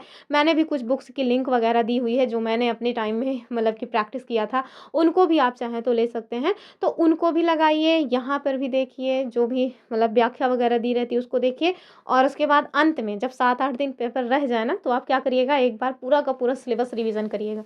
चाहे खुद से आपने नोट्स बनाए हैं तो उससे, या फिर महामैराथन वगैरह भी लोग लेके आते हैं। हम भी प्रयास करेंगे कि हाँ, हम मतलब प्रयास करें कि सारा का सारा सेगमेंट एक साथ कवर करवा सकें। लेकिन अभी जो आपका एग्ज़ाम के लिए फोकस होना है वो क्या है, ज़्यादा से ज़्यादा क्वेश्चंस प्रैक्टिस करना, ज़्यादा से ज़्यादा मॉक टेस्ट देना, ठीक है। खुद भी जो प्रैक्टिस करेंगे वो आपके लिए ना एग्ज़ाम में रामबाण रेमेडी जैसा होगा, ठीक है। चलिए आगे देखिए, अगला क्वेश्चन, बायोस्फीयर का अर्थ क्या है वो आपसे पूछ रहे हैं, यानी कि जैव मंडल का बताइए अर्थ क्या है। केवल जंगल, केवल लगा है वैसे ही किसी काम का नहीं है। कह रहे हैं स्थल, जल और हवा के बीच का वो संकीर्ण क्षेत्र जहाँ पे जीवन मौजूद है। तो ये एनसीईआरटी की परिभाषा है जैव मंडल की, ठीक है। ध्यान से इसको देख लीजिए, इसका उत्तर यही हो जाएगा। और पृथ्वी की जो सबसे ऊपरी परत होती है इसको क्रस्ट कहते हैं। 2 तरह की क्रस्ट होती है, एक तो महाद्वीपीय और दूसरी है महासागरीय। जो महाद्वीपीय क्रस्ट है उसको कुछ वो सियोल से बना है, सिलिका और एल्यूमिनियम, और जो महाद्वीपीय मतलब कि महासागरीय है वो सीमा से बना है, यानी सिलिका और मैग्नीशियम। बहुत पूछा जाता है ये क्वेश्चन। और महासागरों की गहराई में तो होगा ही नहीं, उत्तर इसका क्या हो जाएगा, ऑप्शन बी वाला, ठीक है। तो जीवन ना तो सिर्फ हवा में है, ना केवल पानी में है, और ना तो पत्थर में है। फिर आप समझिए कि जीवन वहाँ पे पनपता है जहाँ पे स्थल यानी कि पानी भी हो, और साथ में ज़मीन भी हो और हवा भी हो, ठीक है। जहाँ पे तीनों परिस्थितियाँ विद्यमान होंगी वहीं पे आप देखेंगे कि जीवन मिलता है, और यही पतली परत जलमंडल कहलाती है जहाँ पे स्थल भी है, जल भी है और वायु भी है, ठीक है। चलिए यहाँ देखिए, ट्रॉपिकल रेन फॉरेस्ट की बात हो रही है, यानी उष्णकटिबंधीय वर्षा वन के बारे में कह रहे हैं कि बताइए कौन सा स्टेटमेंट सही नहीं है, रॉन्ग बताना है आपको। देखिए रॉन्ग स्टेटमेंट है ये, मतलब रॉन्ग स्टेटमेंट बताना है आपको। पहला देखिए, यहाँ बहुत बारिश होती है, तो उष्णकटिबंधीय वर्षा वनों में बताइए क्या बारिश होती है बहुत ज़्यादा कि नहीं। दूसरा, यहाँ के पेड़ एक साथ अपनी पत्तियां गिरा देते हैं, ऐसा हो ही नहीं सकता कि सारी की सारी पत्तियां एक साथ गिर जाएं। तीसरा, सदाबहार वन कहते हैं, हाँ भैया कहते हैं, और जैव विविधता सर्वाधिक होती है, ये बात भी ठीक है। लेकिन भाई ये मतलब स्टेटमेंट गलत है कि यहाँ के जो पेड़ हैं वो एक साथ अपनी पत्तियां गिरा देते हैं, ऐसा नहीं होता है, ठीक है। ऑप्शन बी गलत है, बाकी सब सही है, तो हमसे गलत ही पूछा जा रहा था।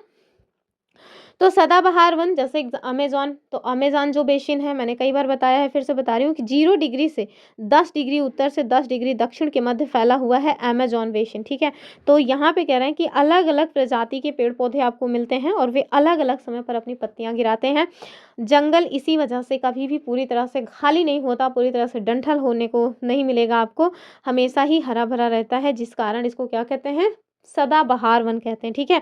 एक साथ आपको यहाँ पे जो मतलब की पत्तियां हैं कब कहाँ पे गिरती हैं, तो वहां पे जहाँ पे पतझड़ वन मिलते हैं, ठीक है। अभी देखिए हम लोगों के यहाँ जो नीम है ना वो डंठल होती जा रही, उसकी पत्तियां गिर रही हैं। चलिए आगे देखिए। अगले क्वेश्चन में कह रहे हैं कि जो सौर मंडल है उसमें बौना ग्रह यानी कि डॉर्फ प्लैनेट के रूप में अब किसको माना जाता है, अर्थात इसके पहले ना वो डॉर्फ प्लैनेट नहीं था, यानी कि बौना ग्रह ना होकर के उसको ग्रह की श्रेणी में रखा जाता था, लेकिन 2006 में इसको बौने ग्रह की श्रेणी में डाल दिया गया। बताइए वो कौन सा ग्रह है। पहला देखिए बुध, तो बुध तो आज भी ग्रह की श्रेणी में है। प्लूटो, चंद्रमा या टाइटन। जो चंद्रमा है ना ये हमारी पृथ्वी का क्या है, उपग्रह है। क्या है, उपग्रह है। टाइटन ये भी उपग्रह है, टाइटन भी क्या है, उपग्रह है। बताइए किसका है टाइटन। टाइटन और टाइटैनिक दोनों ही जो है उपग्रह है। आप मुझे कमेंट करके बताइए कि टाइटन किसका उपग्रह है। बचा क्या हमारे पास, प्लूटो, ठीक है। तो जो प्लूटो है ना पहले इसको ग्रहों की श्रेणी में रखा गया था, लेकिन 2006 में इसको ग्रहों की श्रेणी से बाहर निकाल दिया गया और मान लिया गया कि भैया तुम ना बौने ग्रह हो, ग्रह नहीं हो। चलिए, तो 2006 में जो अंतर्राष्ट्रीय खगोलीय संघ है उनके द्वारा प्लूटो को ग्रहों की लिस्ट से बाहर रखा दिया गया, क्योंकि ये अपनी कक्षा यानी कि ऑर्बिट को साफ नहीं रख पाता था, ठीक है। नेपच्यून के रास्ते में आ जाता था और यही कारण है कि मान लिया गया कि भैया तुम एक बौने ग्रह हो, ठीक है। चलें, क्वेश्चन नंबर 31 देखिए। तो 30 क्वेश्चन यानी कि 50% जो है आज का वीडियो खत्म हो चुका है, अब 50% बचा हुआ है। तो बताइए क्वेश्चंस आप लोगों से बन रहे हैं कि नहीं। आगे देखिए, अगला जो क्वेश्चन है कह रहे हैं कि तिरुवल्लुवर का कथन प्रेम और धर्म पारिवारिक जीवन के पुष्प और फल हैं, ये क्या दर्शाता है। बताइए। कह रहे हैं परिवार केवल एक आर्थिक इकाई है, तो ऐसा तो होगा नहीं। ठीक है, और वैसे भी केवल लगा है तो समझ जाना चाहिए। कह रहे हैं परिवार समाज की नैतिक और भावनात्मक नींव है। और तीसरा, परिवार का राजनीति में कोई स्थान नहीं है, ऐसा थोड़ी ना है। और ये कह रहे हैं कि धर्म केवल मंदिरों में होता है, घर में नहीं, ऐसी बात भी नहीं है। ध्यान रखिएगा, तिरुवल्लुवर का कथन है कि प्रेम और धर्म ये पारिवारिक जीवन के पुष्प और फल है, यानी कि फूल और फल हैं। तो ये इसका मतलब हुआ कि जो परिवार है वो समाज की नैतिक और भावनात्मक नींव है, अर्थात नैतिक जो चीज़ है उसको पुष्प माना गया है और भावनात्मक नींव जो है ये फल के रूप में इसको माना गया है। ऑप्शन बी सही हो जाएगा, ठीक है। तो ध्यान रखिएगा, जो हमारी नई एनसीईआरटी आई है ना उसमें जो सिविक्स है अर्थात जिसे हम लोग पॉलिटी कह लेते हैं, ये जो पॉलिटी है उसकी जो शुरुआत है वो सरकार से नहीं हुई कि पहले गवर्नमेंट पढ़ाया जाए, नहीं, बल्कि इसकी शुरुआत आप देखिए परिवार से होती है। और ये हमें बताता है कि जो बच्चे होते हैं वो अपने जो वैल्यूज़ हैं वो कहाँ से सीखते हैं। आप देखिए हमारे अंदर जो वैल्यूज़ हैं, जो मूल्य हैं, इसे हम लोग विद्यालय में पढ़ के नहीं सीखते हैं, ये हमें परिवार से मिलते हैं। जैसे आप किसी गरीब व्यक्ति को, किसी असहाय व्यक्ति को देख करके संवेदनहीन हो जाएंगे या संवेदनशील हो जाएंगे, ये हमारे वैल्यूज़ हैं। और ये वैल्यूज़ हमें हमारे पेरेंट्स से, हमारी फैमिली से मिलती है। वही तो है चीज़ें जो बोले जाते हैं संस्कार, संस्कार हमें अपने परिवार से मिलता है, हम उसे बाहर की दुनिया से जाके ग्रहण नहीं करते हैं। तो वही चीज़ है, ये हमें बताता है कि ये जो वैल्यूज़ हैं वो बच्चा कहाँ से सीखता है, अपनी फैमिली, अपने परिवार से सीखता है। जैसे सहयोग करना, त्याग करना, दूसरे की खुशी के लिए अपनी खुशियों का गला घोटना, ये वैल्यूज़ हैं जो आसानी से लोगों में नहीं आती हैं। ज़्यादातर लोग अपनी खुशियों के लिए, अपने 10 रुपए के फ़ायदे के लिए सामने वाले का 1000 का नुकसान हो जाए उसको बर्दाश्त कर ले जाते हैं। तो ये सब चीज़ें ना आसानी से पढ़ी नहीं जाती, आप इसको पढ़ के नहीं सीख सकते हो, ठीक है। ध्यान रखिएगा, आगे चल करके इसे एक अच्छा नागरिक बनाने में, यानी कि कोई व्यक्ति अच्छा नागरिक बनेगा या फिर धरती पे बोझ बनेगा, ये वैल्यूज़ ही डिफाइन करते हैं, ठीक है। चलिए आगे देखेंगे। यहाँ कह रहे हैं कि आर्थिक गतिविधियों के तृतीयक क्षेत्र यानी टर्सरी जो सेक्टर है उसका आपको एग्जाम्पल पहचानना है। ध्यान रखिएगा, जो हमारी ओल्ड एनसीईआरटी थी ना, ओल्ड एनसीईआरटी, उसमें क्लास 6 में आपको कहीं पर भी इकोनॉमी से रिलेटेड कोई भी टर्म देखने को नहीं मिलेगा, लेकिन जो न्यू एनसीईआरटी आई है उसमें क्लास 6 से ही इकोनॉमी को शामिल कर लिया गया है। और ये इकोनॉमी से ही रिलेटेड पॉइंट्स हैं कि जो हमारे यहाँ किसी भी चीज़ का उत्पादन किया जाता है या जो हमारे यहाँ आर्थिक गतिविधियाँ होती हैं उसको टोटल 3 सेक्टर्स में डिवाइड किया जाता है। और वो 3 सेक्टर्स कौन से हैं, तो ये देखिए, ये जो 3 सेक्टर्स हैं आर्थिक गतिविधियों के, इसमें एक तो आता है प्राइमरी सेक्टर, प्राइमरी, और दूसरा आता है सेकेंडरी, सेकेंडरी, और तीसरा आता है टर्सरी, टर्सरी, ठीक है।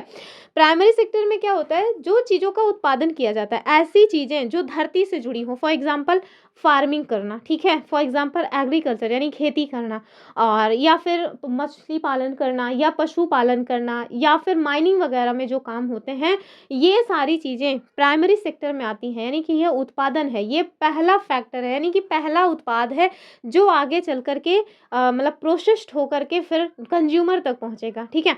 तो ये प्राइमरी सेक्टर में क्या चीज़ें आती हैं, जो ज़्यादातर एग्रीकल्चर से या पहला जो उत्पादन है वो हो, जैसे कृषि काम हो गया, जैसे माइनिंग हो गया, जैसे फार्मिंग, मतलब कि क्या बोलते हैं, जो मुर्गी फार्म वगैरह चलाए जाते हैं जिसमें मुर्गियों का पालन वगैरह किया जाता है, ये सारी चीज़ें। लेकिन वहीं जो सेकेंडरी सेक्टर है उसमें क्या आता है, उसमें उद्योग धंधे आ जाते हैं, ठीक है, उद्योग धंधे आ जाएंगे। जैसे फार्मर ने आलू उपजाया तो वो प्राइमरी सेक्टर की चीज़ है, उसने किसी को आलू बेच दिया, वो आलू एक कहीं पे जा करके मतलब कि वो प्रोसेस्ड हो करके क्या बनी, यानी कि किसी फैक्ट्री में गई, और उस फैक्ट्री में ये प्रोसेसिंग हुई, प्रोसेसिंग होने के बाद वो चिप्स बन गई, क्या बन गई, चिप्स। तो ये जो चिप्स बन रही है ये क्या है, ये सेकेंडरी सेक्टर है, यानी कि जो प्राथमिक उत्पाद था उसको सेकेंडरी सेक्टर में ले जा करके एक नया उत्पाद बना दिया गया प्रोसेस करके। तो ये जो प्रोसेसिंग जहाँ पे होती है उसको हम मान लेते हैं कि वो सेकेंडरी सेक्टर है। उद्योग धंधे इसमें आपको देखने को मिल जाएंगे। जब ये चिप्स बन गया तो आप सोचिए चिप्स का क्या होगा, कंज्यूमर तक पहुंचेगा। कंज्यूमर तक कैसे पहुंचेगा, किसी न किसी शॉपकीपर के पास जाएगा, और जो शॉपकीपर है वो दुकान में लगाएगा स्टॉल और पूछेगा भैया ले लो चिप्स, तो ले लो पुदीना वाली जो कहानी है वही आ जाएगा। तो ये जो चिप्स है जब हमारे और आप तक यानी कि अंतिम व्यक्ति तक पहुंच जाएगी तो ये क्या हो जाएगी, ये हो जाएगी भैया कंज्यूमर ने इसको कंज्यूम कर लिया। तो जो दुकानदार बैठा हुआ है आपको चिप्स बेचने के लिए, वो क्या है, वो आपको सेवा दे रहा है, अर्थात टर्सरी सेक्टर में वो आ जाता है, ठीक है। यानी कि आर्थिक गतिविधियों के 3 सेक्टर्स हैं, और वो 3 सेक्टर्स कौन कौन से हैं, एक तो प्राइमरी, दूसरा है सेकेंडरी, तीसरा है टर्सरी। प्राइमरी में आपको एग्रीकल्चर से संबंधित चीज़ें मिलेंगी, सेकेंडरी में आपको उद्योग धंधे मिलेंगे, और टर्सरी जो है उसको हम लोग कहते हैं सेवा क्षेत्र। और सेवा क्षेत्र का मतलब है जैसे हमारे माध्यम से जो आपको ये कंटेंट प्रोवाइड कराया जा रहा है, ये क्या है, ये टर्सरी सेक्टर का काम है, अर्थात सेवा क्षेत्र से संबंधित है। और यहाँ आपसे कह रहे हैं कि चलो आप बताओ कि आर्थिक गतिविधियों में जो तृतीय क्षेत्र है इसका एग्जाम्पल कौन सा है। किसान, तो किसान ये तो प्राइमरी सेक्टर से जुड़ा हुआ है क्योंकि ये एग्रीकल्चर करता है। कुम्हार ये भी इसी तरह का काम है। शिक्षक या फिर खदान श्रमिक, तो खदान का जो श्रमिक है ये भी प्राइमरी सेक्टर से है। लेकिन देखिए जो एडुकेटर है यानी कि जो शिक्षक है ये सेवा देने का काम कर रहा है, ठीक है। जैसे मेरे द्वारा जो काम किया जा रहा है वो क्या है, वो है भैया टर्सरी सेक्टर का, यानी कि हम आपको जो एजुकेशन प्रोवाइड करा रहे हैं, जो आपको प्यारा सा कंटेंट प्रोवाइड करा रहे हैं, ये क्या है, ये टर्सरी सेक्टर का काम है, यानी कि तृतीय क्षेत्र से बिलोंग करता है। इसका ऑप्शन हो जाएगा सी वाला, ठीक है। तो देखिए प्राथमिक सेक्टर में क्या आता है, प्रकृति से लेना जैसे कृषि, खनन, मछली पकड़ना आदि। द्वितीयक सेक्टर में बनाना, इट मीन्स फैक्ट्री से संबंधित जो काम है वो। और ये जो कुम्हार है, तो वैसे तो आप देखिए कुम्हार जो है ना, चूंकि मिट्टी जो है उसके पास जो है उसको वो प्रोसेस करके घड़ा वगैरह बना रहा है, तो आप इसको सेकेंडरी सेक्टर का मान सकते हैं। प्राइमरी में आप कंफ्यूज मत होइएगा, ठीक है। और तीसरी मतलब जो तृतीयक है यानी कि टर्सरी सेक्टर जिसको कहते हैं सर्विस सेक्टर, इसमें आपको शिक्षक, डॉक्टर, ड्राइवर और जो मतलब कि कोई सामान बनाते नहीं बल्कि सामान पहुंचाने का काम करते हैं, जैसे जो फेरी वाले आते हैं हमारे यहाँ सुबह शाम जब भी आते हैं, तो वो लोग क्या कर रहे हैं, वो सेवा क्षेत्र से जुड़े हुए हैं, अर्थात कंज्यूमर तक लास्ट जो प्रोडक्ट है उसको पहुंचाने का काम करें, मीन्स सेवा क्षेत्र से जुड़े हैं। लेकिन हाँ देखिए ये जो कुम्हार हैं, जैसे जो बढ़ई हैं, ये लोग क्या कर रहे हैं, ये प्रोसेसिंग कर रहे हैं, प्रोसेसिंग करके एक नया उत्पाद बना रहे हैं। तो ये लोग भैया कहाँ जाएंगे, ये सेकेंडरी सेक्टर में आ जाएंगे। कहाँ जाएंगे, सेकेंडरी सेक्टर में, ठीक है, कन्फ्यूज मत होइएगा। चलिए आगे देखिए, यहाँ से कह रहे हैं स्टेटमेंट और रीजन का क्वेश्चन है कि द्वितीयक क्षेत्रक यानी सेकेंडरी सेक्टर पूरी तरह से प्राथमिक क्षेत्रक पर निर्भर है। बात तो कहीं ना कहीं सही है। अगर जो है आलू का उत्पादन किसान के द्वारा नहीं किया जाएगा तो चिप्स मतलब कहाँ से बनेगा, तो पहला सेक्टर डिपेंड मतलब कि जो पहला सेक्टर है उसी के ऊपर डिपेंडेंट है दूसरा सेक्टर, कहीं न कहीं बात तो ठीक है। फिर देखिए, कह रहे हैं द्वितीयक क्षेत्रक में जो कच्चे माल हैं उनको वस्तुओं में बदला जाता है जो अक्सर खेती या खनन से आता है। बात सही है, कथन भी सही है, कारण भी सही है, कारण कथन की व्याख्या भी कर रहा है, ऑप्शन ए सही हो जाएगा। क्यों? क्योंकि अगर एक कहावत गाँव में की कही जाती है कि कलुआ कमाई ना तो गुरिया खाई का। आप लोगों ने सुना तो ज़रूर होगा, हालाँकि ज़माना बदल रहा है, अब केवल कलुआ ही नहीं कमा रहा है, अब जो गुरिया है वो भी कमाने लगी है। लेकिन यहाँ से आपको ये याद रहेगा कि मैंने आपको प्राइमरी और सेकेंडरी सेक्टर को बताया हुआ था कि जो प्राइमरी सेक्टर है उसमें अगर किसान आलू का उत्पादन नहीं करेगा तो सेकेंडरी सेक्टर यानी कि जो उद्योग धंधे हैं उसमें जो चिप्स बनी वो बनेगी कहाँ से? फैक्ट्री में चिप्स का निर्माण तो तभी होगा ना जब आलू होगी, ठीक है? और आलू किसान उपजा रहा है, तो इस वजह से जो द्वितीयक सेक्टर है वो पूरी तरह से निर्भर है किस पे? प्राइमरी सेक्टर पे, ठीक है? तो इस वजह से इसका कथन और कारण सही हो जाएगा और कारण कथन की व्याख्या भी कर रहा है, ठीक? चलिए। तो ये जो मतलब मैंने बताया ना कि कलुआ कमाई ना तो गरिया खाई का, हम मैंने बहुत सुना हुआ है। यहाँ गाँव में भी इस तरह की बातें बहुत ज़्यादा चलती हैं, तो वही मुझे अचानक से याद आ गया कि भैया अब समय बदल रहा है, अब जो गोरिया है ना वो भी मेहनत कर रही है कि हम खुद ही कमा लेंगे, हमको कलुआ के साथ ब्याह करके उसकी कमाई पे निर्भर नहीं रहना है। ठीक, चलिए।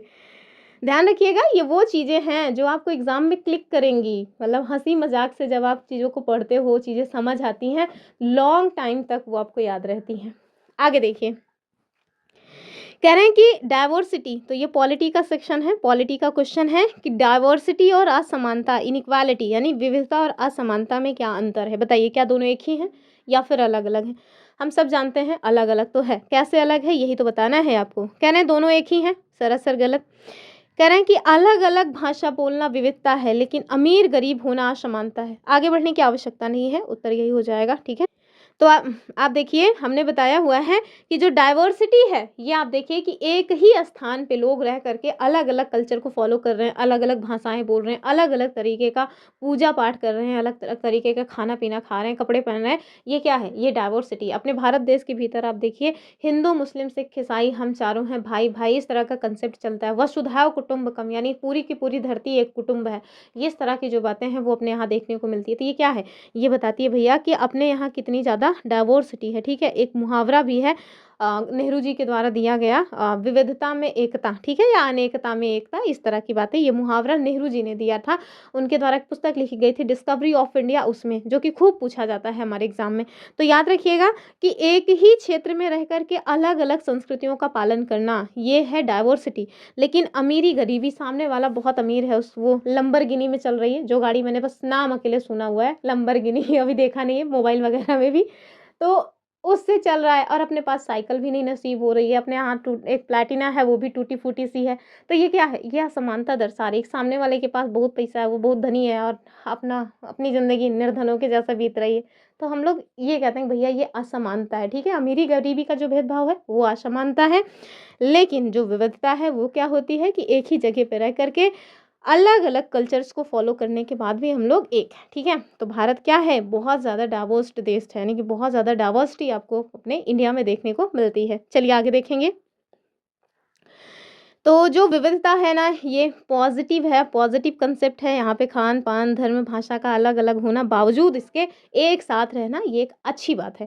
वहीं असमानता, ये नेगेटिव सेंस में यूज़ होता है, यानी कि किसी के पास अवसर या पैसे बहुत ज़्यादा हैं और किसी के पास बहुत ज़्यादा दिक्कत है। और देखिए, जो जातिगत भेदभाव है ना, वो भी मतलब कि देखिए अस्पृश्यता जैसी जो घटिया कुरीतियाँ अपने यहाँ विद्यमान रही हैं, वो किसका एग्ज़ाम्पल है? तो वो असमानता का एग्ज़ाम्पल है, ठीक है? इसी वजह से तो उसको बंद करने की बात की गई।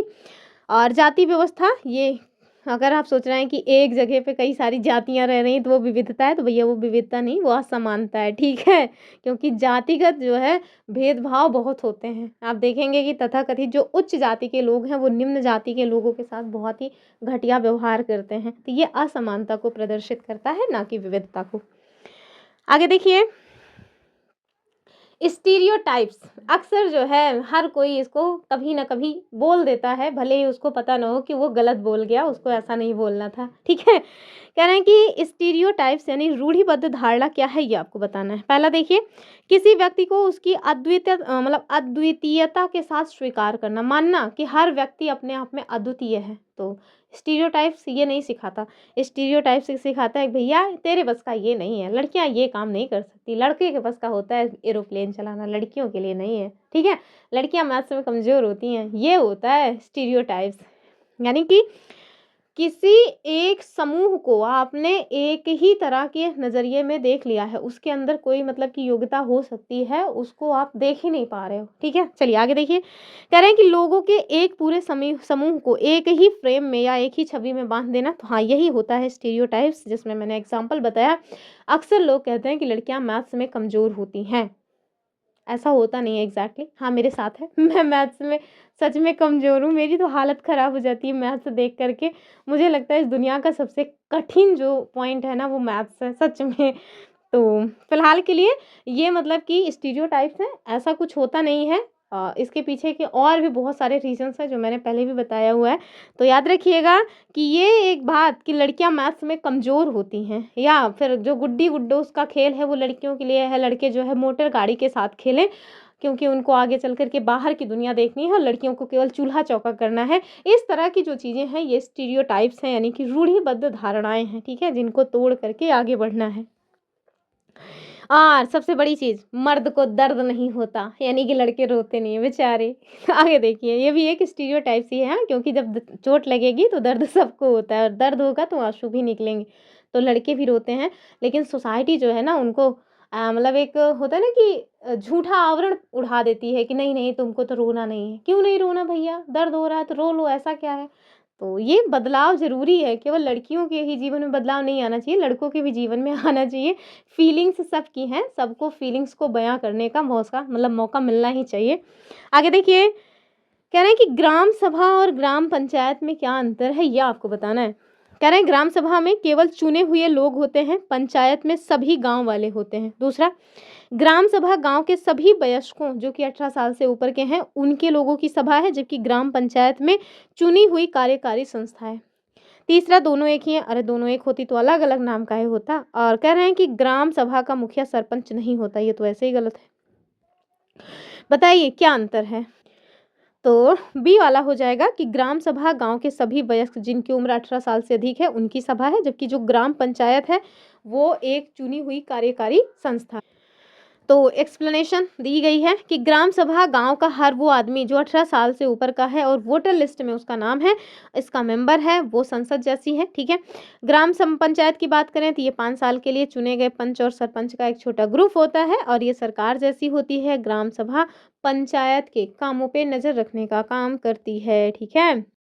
आगे देखिए, यहाँ आपसे कह रहे हैं कि जो हमारी नई एनसीईआरटी है उसमें वैल्यू ऑफ वर्क यानी कि जो काम है, काम का जो मूल्य है उसकी बात की गई है कि वैल्यू ऑफ वर्क के संदर्भ में गृह कार्य यानी डोमेस्टिक वर्क के बारे में क्या बात की गई है। कह रहे हैं कि ये कोई असली काम नहीं है, यानी कि जो घर के काम है वो कोई असली काम नहीं है। बताओ ऐसी कोई बात है क्या? नहीं, बिल्कुल नहीं। अगर घर में खाना ना बने तो खाना कहाँ से मिलेगा? नहीं मिलेगा ना। तो और अगर आप खाएंगे नहीं तो जी क्यों रहे हैं, फिर कमाना क्यों है अगर खाना ही नहीं है तो भाई असली काम तो है, काम तो है भाई। फिर देखिए, इसका कोई आर्थिक मूल्य नहीं है इसलिए महत्वपूर्ण नहीं है। अब बताओ, जिसका कोई आर्थिक मूल्य ना हो उसका कोई महत्व ही नहीं होता। अर्थात देखो आप, फीलिंग्स जो हमारी भावनाएं होती हैं उनका कोई आर्थिक मूल्य नहीं है, लेकिन देखिए कितनी महत्वपूर्ण होती हैं। तो भले ही आर्थिक मूल्य नहीं है लेकिन महत्वपूर्ण तो है ना। तीसरा देखिए, कह रहे हैं कि यह एक भारी शारीरिक और समय लेने वाला कार्य है जिसे समाज के द्वारा अदृश्य मान लिया जाता है। तो हाँ यही हो जाएगा भैया, बहुत काम लगता है, बहुत मेहनत लगती है, बहुत समय लगता है घर के कामों में, लेकिन समाज जो है ना इसको अच्छी दृष्टि से नहीं देखता। उसको लगता है घर के काम काम थोड़े ना है, एक आध दिन करके देखो समझ आ जाए कि घर के काम काम है कि नहीं। लेकिन जो नई एनसीईआरटी है भैया उसने बताया कि देखो बाबू, समझो घर के काम बहुत मेहनत वाले काम होते हैं, बहुत उसमें समय लगता है। आर्थिक मूल्य नहीं है तो क्या हुआ, उसकी वैल्यू तो है ना। ऑप्शन सी जो है वो सही हो जाएगा, ठीक है। ये डायरेक्ट क्वेश्चन बन सकता है क्योंकि ये ऐसी चीज़ें हैं जो नई एनसीईआरटी में आई हैं, पुरानी एनसीईआरटी में इस तरह का नज़रिया नहीं था। तो समाज के द्वारा ये सोचा जाता है कि घर के काम तो आसान होते हैं, इवन वो कोई काम ही नहीं है, बस मतलब जो औरत है ये केवल उन्हीं का काम है। लेकिन जो नई एनसीईआरटी है ना उसने इसको डीवैल्यूएशन ऑफ वर्क यानी कि काम के अवमूल्यन मतलब काम का अवमूल्यन इनके द्वारा कहा गया है। जबकि हकीकत में आप देखिए तो जो लोग बाहर नौकरी करते हैं ना, उससे कहीं ज़्यादा समय काम किया जाता है घर के भीतर, ठीक है? मुझसे अच्छा कौन जानेगा। आगे देखिए, बस हाँ, पैसे नहीं मिलते हैं।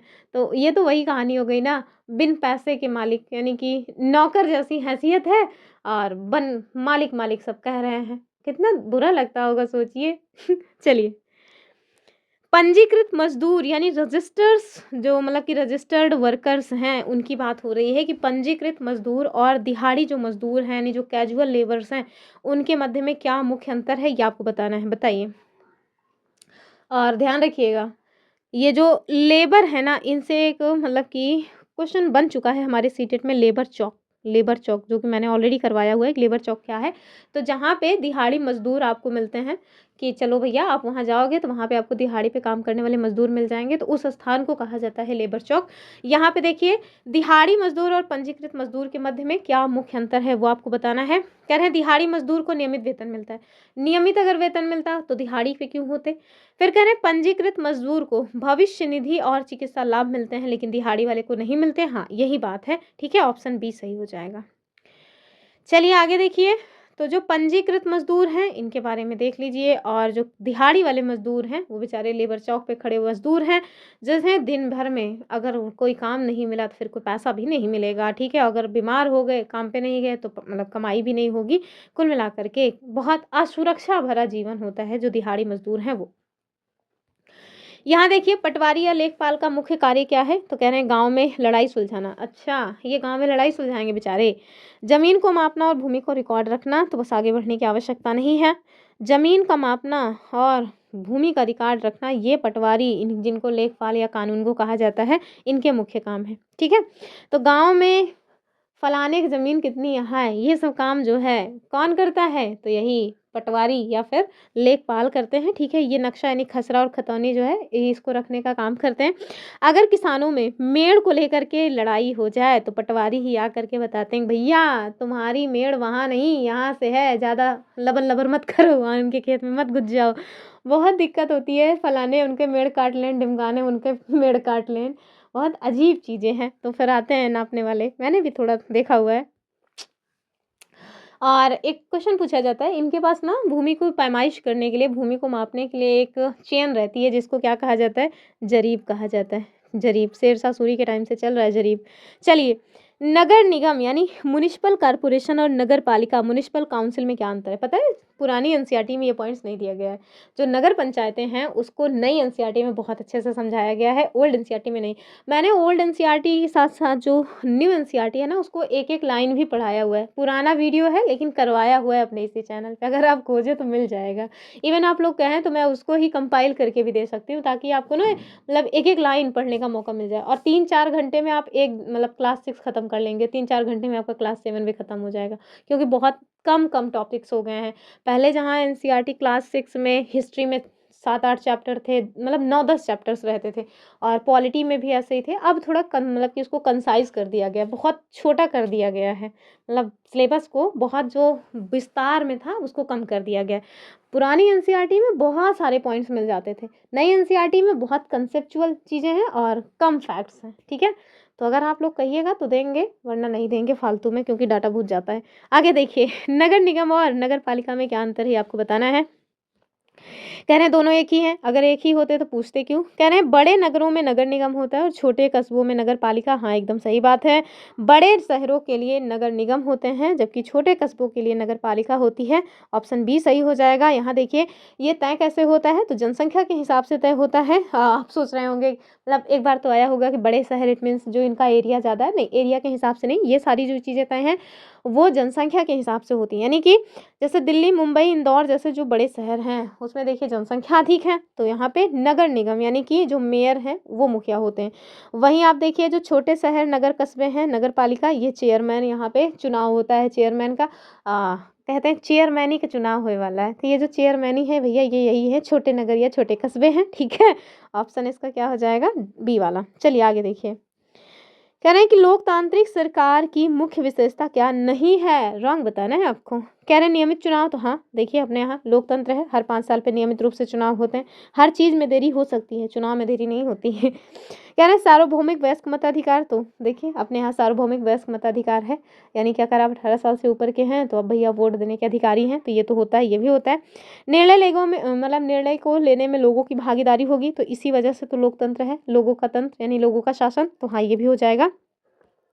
कह रहे हैं राजा के पास अंतिम निर्णय लेने की शक्ति होगी। अरे भैया अगर राजा ही अंतिम निर्णय लेगा तो फिर तो ये तो राजाशाही हो जाएगी, तानाशाही वाली बात आ जाएगी, फिर ये लोकतंत्र कहाँ रह गया। तो बस यही उत्तर है, ठीक है, ऑप्शन डी गलत है।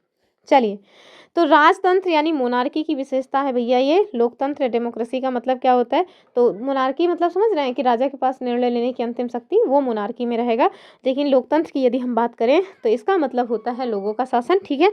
और यहाँ नेता लोगों के प्रति क्या होते हैं, जवाबदेह होते हैं, ठीक है। और राजा जो है जवाबदेह बिल्कुल नहीं होगा। अगर कोई राजा है वंशानुगत रूप में उसको गद्दी मिल गई है तो आपको लगता है वो जनता के प्रति जवाबदेह होगा? इवन जनता की हिम्मत पड़ेगी उससे जवाब मांगने की? नहीं ना। आगे देखिए, यहाँ आपसे कह रहे हैं कि प्रवाह चित्र यानी कि फ्लो चार्ट का उपयोग करके यदि हम गन्ने से चीनी बनाने की प्रक्रिया दिखाएं तो ये क्या दर्शाता है। केवल कृषि, तो गन्ने से चीनी बन रही है, तो गन्ना इट मीन्स एग्रीकल्चर यानी कि फर्स्ट प्राइमरी सेक्टर का काम, और दूसरा चीनी बन रही इट मीन्स जो है वो प्रोसेसिंग हो रहा है यानी कि द्वितीयक सेक्टर का काम है, तो ये तो गलत हो गया। कह रहे प्राथमिक यानी कि गन्ना और द्वितीयक चीनी मिल क्षेत्रों का बीच जो संबंध है वो दर्शाया जा रहा है, तो हाँ यही सही हो जाएगा, ठीक है। तो प्राथमिक और द्वितीयक सेक्टर दोनों को मिल करके इसमें दिखाया जा रहा है, अगर कोई फ्लो चार्ट में गन्ने से चीनी बनाने की प्रक्रिया दर्शाई जा रही है तो। चलिए आगे देखेंगे, और वही चीनी जब दुकान पे पहुंच जाएगी, आप जाएंगे कहेंगे भैया 2 किलो चीनी दे दिया, तो वो क्या है, वो है टर्सरी सेक्टर। क्यों? क्योंकि दुकानदार आपकी सेवा कर रहा है। हाँ भले वो बात है पैसा लेके सेवा कर रहा है, फ्री में आपकी सेवा नहीं कर रहा है। चलिए, कह रहे हैं कि जो हमारी नई एनसीईआरटी आई है उसमें बाल अधिकार यानी चाइल्ड राइट्स के तहत किस पर चर्चा की गई है, पहले बताइए। तो जो नई एनसीईआरटी है उसमें बच्चों के अधिकारों की बात की गई है, पुरानी एनसीईआरटी में तो आपको ये सब देखने को दूर दूर तक मिलता नहीं है। कह रहे हैं बच्चों को काम करना चाहिए। अच्छा, अगर बच्चे काम करेंगे तो खेलेंगे कूदेंगे कब, तो ये तो उनका अधिकार है नहीं भैया। बच्चों का तो खेलने कूदने का अधिकार है ना कि काम का। बच्चों का अधिकार जो है मतलब कि बच्चों का अधिकार जो है क्या है कि शिक्षा का अधिकार और बाल श्रम का निषेध। तो हाँ हाँ बस जो हमारी नई एनसीईआरटी है ना उसमें चाइल्ड राइट्स के रूप में कहा गया कि भैया उनका अधिकार है राइट टू एजुकेशन, उनका अधिकार है बाल श्रम का निषेध, ठीक है। तो ये हो जाएगा ऑप्शन बी। अब हम सब जानते हैं वोट देने का अधिकार ये वयस्कों का है, बच्चों का नहीं। और ये देखो बच्चों को जेल भेजने के नियम, बच्चों को कहाँ जेल भेजा जाता है, तो बी वाला सही हो जाएगा, ठीक है। हमारे संविधान का एक अनुच्छेद है, अनुच्छेद 21 ए। ध्यान रखिएगा जब हमारा संविधान बन करके लागू हुआ था उस समय अनुच्छेद 21 ए नहीं था। 86वां संविधान संशोधन, ठीक है, 86 अमेंडमेंट एक्ट 2002 का है क्या, थोड़ा मैं कंफ्यूज हो रही हूँ, मेरे ख्याल से 2002 ही है, एक बार आप लोग इसको रीचेक कर लीजिएगा। पर मैं समझ रही हूँ 2002 ही है। तो 86वां संविधान संशोधन 2002 में आया और उसी के तहत एक आर्टिकल जोड़ा गया, आर्टिकल 21 ए, ठीक है। क्या है आर्टिकल 21 ए, जिसको क्या कहा जाता है, राइट टू एजुकेशन एक्ट यानी कि शिक्षा का अधिकार, ठीक है, शिक्षा का अधिकार अधिनियम। और एक और आर्टिकल है जो है अनुच्छेद 24, जिसमें ये चीज़ें कही गई हैं कि जो 14 साल से कम उम्र के बच्चे हैं उनको मतलब जो कारखाने वगैरह हैं उसमें काम नहीं करवाया जाएगा, ठीक है। तो ये सब बच्चों से संबंधित है। और हमारी जो एनसीईआरटी है वो सीधे सीधे कहती है भैया कि बचपन जो है ना वो बचपना के साथ जीने के लिए है, मतलब कि सीखने और खेलने के लिए है, मजदूरी करने के लिए नहीं है। यानी कि आप उनसे फावड़ा मत करवाओ, उनको फैक्ट्री में काम के लिए मत ले जाओ, ठीक है, उनको खेलने कूदने दो। चलिए आगे देखेंगे, और शिक्षा का अधिकार अधिनियम थोड़ा आपको पढ़ना भी चाहिए क्योंकि उससे क्वेश्चंस बन जाते हैं। आगे देखिए, मीडिया और लोकतंत्र के रिश्ते में एजेंडा तय करना यानी सेटिंग द एजेंडा क्या होता है। सरकार मीडिया को बताती है क्या छापना है, तो ये तो सेंसरशिप हो जाएगा। मीडिया किन मुद्दों पर आपका ध्यान केंद्रित करेगी, इससे लोगों की सोच प्रभावित होती है, तो हाँ यही बात है, जो एजेंडा है वो यही तय करने का काम है, ऑप्शन बी सही हो जाएगा। फिर देखिए अगला जो क्वेश्चन है, कह रहे हैं कि जिला प्रशासन का जो हेड है वो कौन होता है, यानी जिला प्रशासन का मुखिया कौन होता है, जो जमीन के रिकॉर्ड और कानून व्यवस्था दोनों को देखने का काम करता है। बताइए क्या ये जो मतलब कि पुलिस अधीक्षक है यानी एसपी, तो एसपी का काम नहीं है ये डीएम या डिस्ट्रिक्ट कलेक्टर या डिस्ट्रिक्ट मजिस्ट्रेट का काम है, ऑप्शन बी सही हो जाएगा, ठीक है। तो जिले का जो सबसे बड़ा अधिकारी होता है तो उसको कहते हैं डीएम यानी डिस्ट्रिक्ट मजिस्ट्रेट, जिसको बनने के लिए मतलब जिसका अगर कोई डीएम बनना चाहता है तो उसके लिए भैया यूपीएससी जैसी पूरे विश्व की सबसे कठिन परीक्षा को पास करनी पड़ती है। तो बड़ा मुश्किल काम होता है, बस मतलब सर के सारे बाल झड़ जाते हैं इसको पर पास करने में। और आगे देखिए, इनके 2 तरह के काम होते हैं। कलेक्टर के रूप में ये रेवेन्यू मतलब कि कलेक्ट करने का काम करते हैं, और मजिस्ट्रेट के रूप में इनका काम क्या होता है, कानून व्यवस्था, लॉ एंड ऑर्डर को बनाए रखना। और जो एसपी हैं और जो तहसीलदार वगैरह हैं वो सब इनके नीचे काम करते हैं, ठीक है। जब मैंने शुरू में पढ़ाई स्टार्ट की थी, मतलब ग्रेजुएशन किया, उसके बाद बीटीसी वगैरह किए, सीटेट भी पास कर लिए, यूपी टेट भी पास कर लिए, तो उसके बाद ना मेरा मन किया कि चलो मैं भी यूपीएससी का एग्ज़ाम दूंगी, ठीक है। 2020 की बात है ये। तो शुरू में वही मतलब कि जोश में थे कि हाँ देंगे। तो 2020 में स्टार्ट किया, और मतलब कि वही उस टाइम पे नया फ़ोन हाथ में आया था, और काफ़ी सारे टीचर्स थे, जिसमें एक टीचर मिले, बहुत भगवान का धन्यवाद कहते हैं कि हाँ ऐसे टीचर भी मिले हमको इस यूट्यूब की दुनिया में।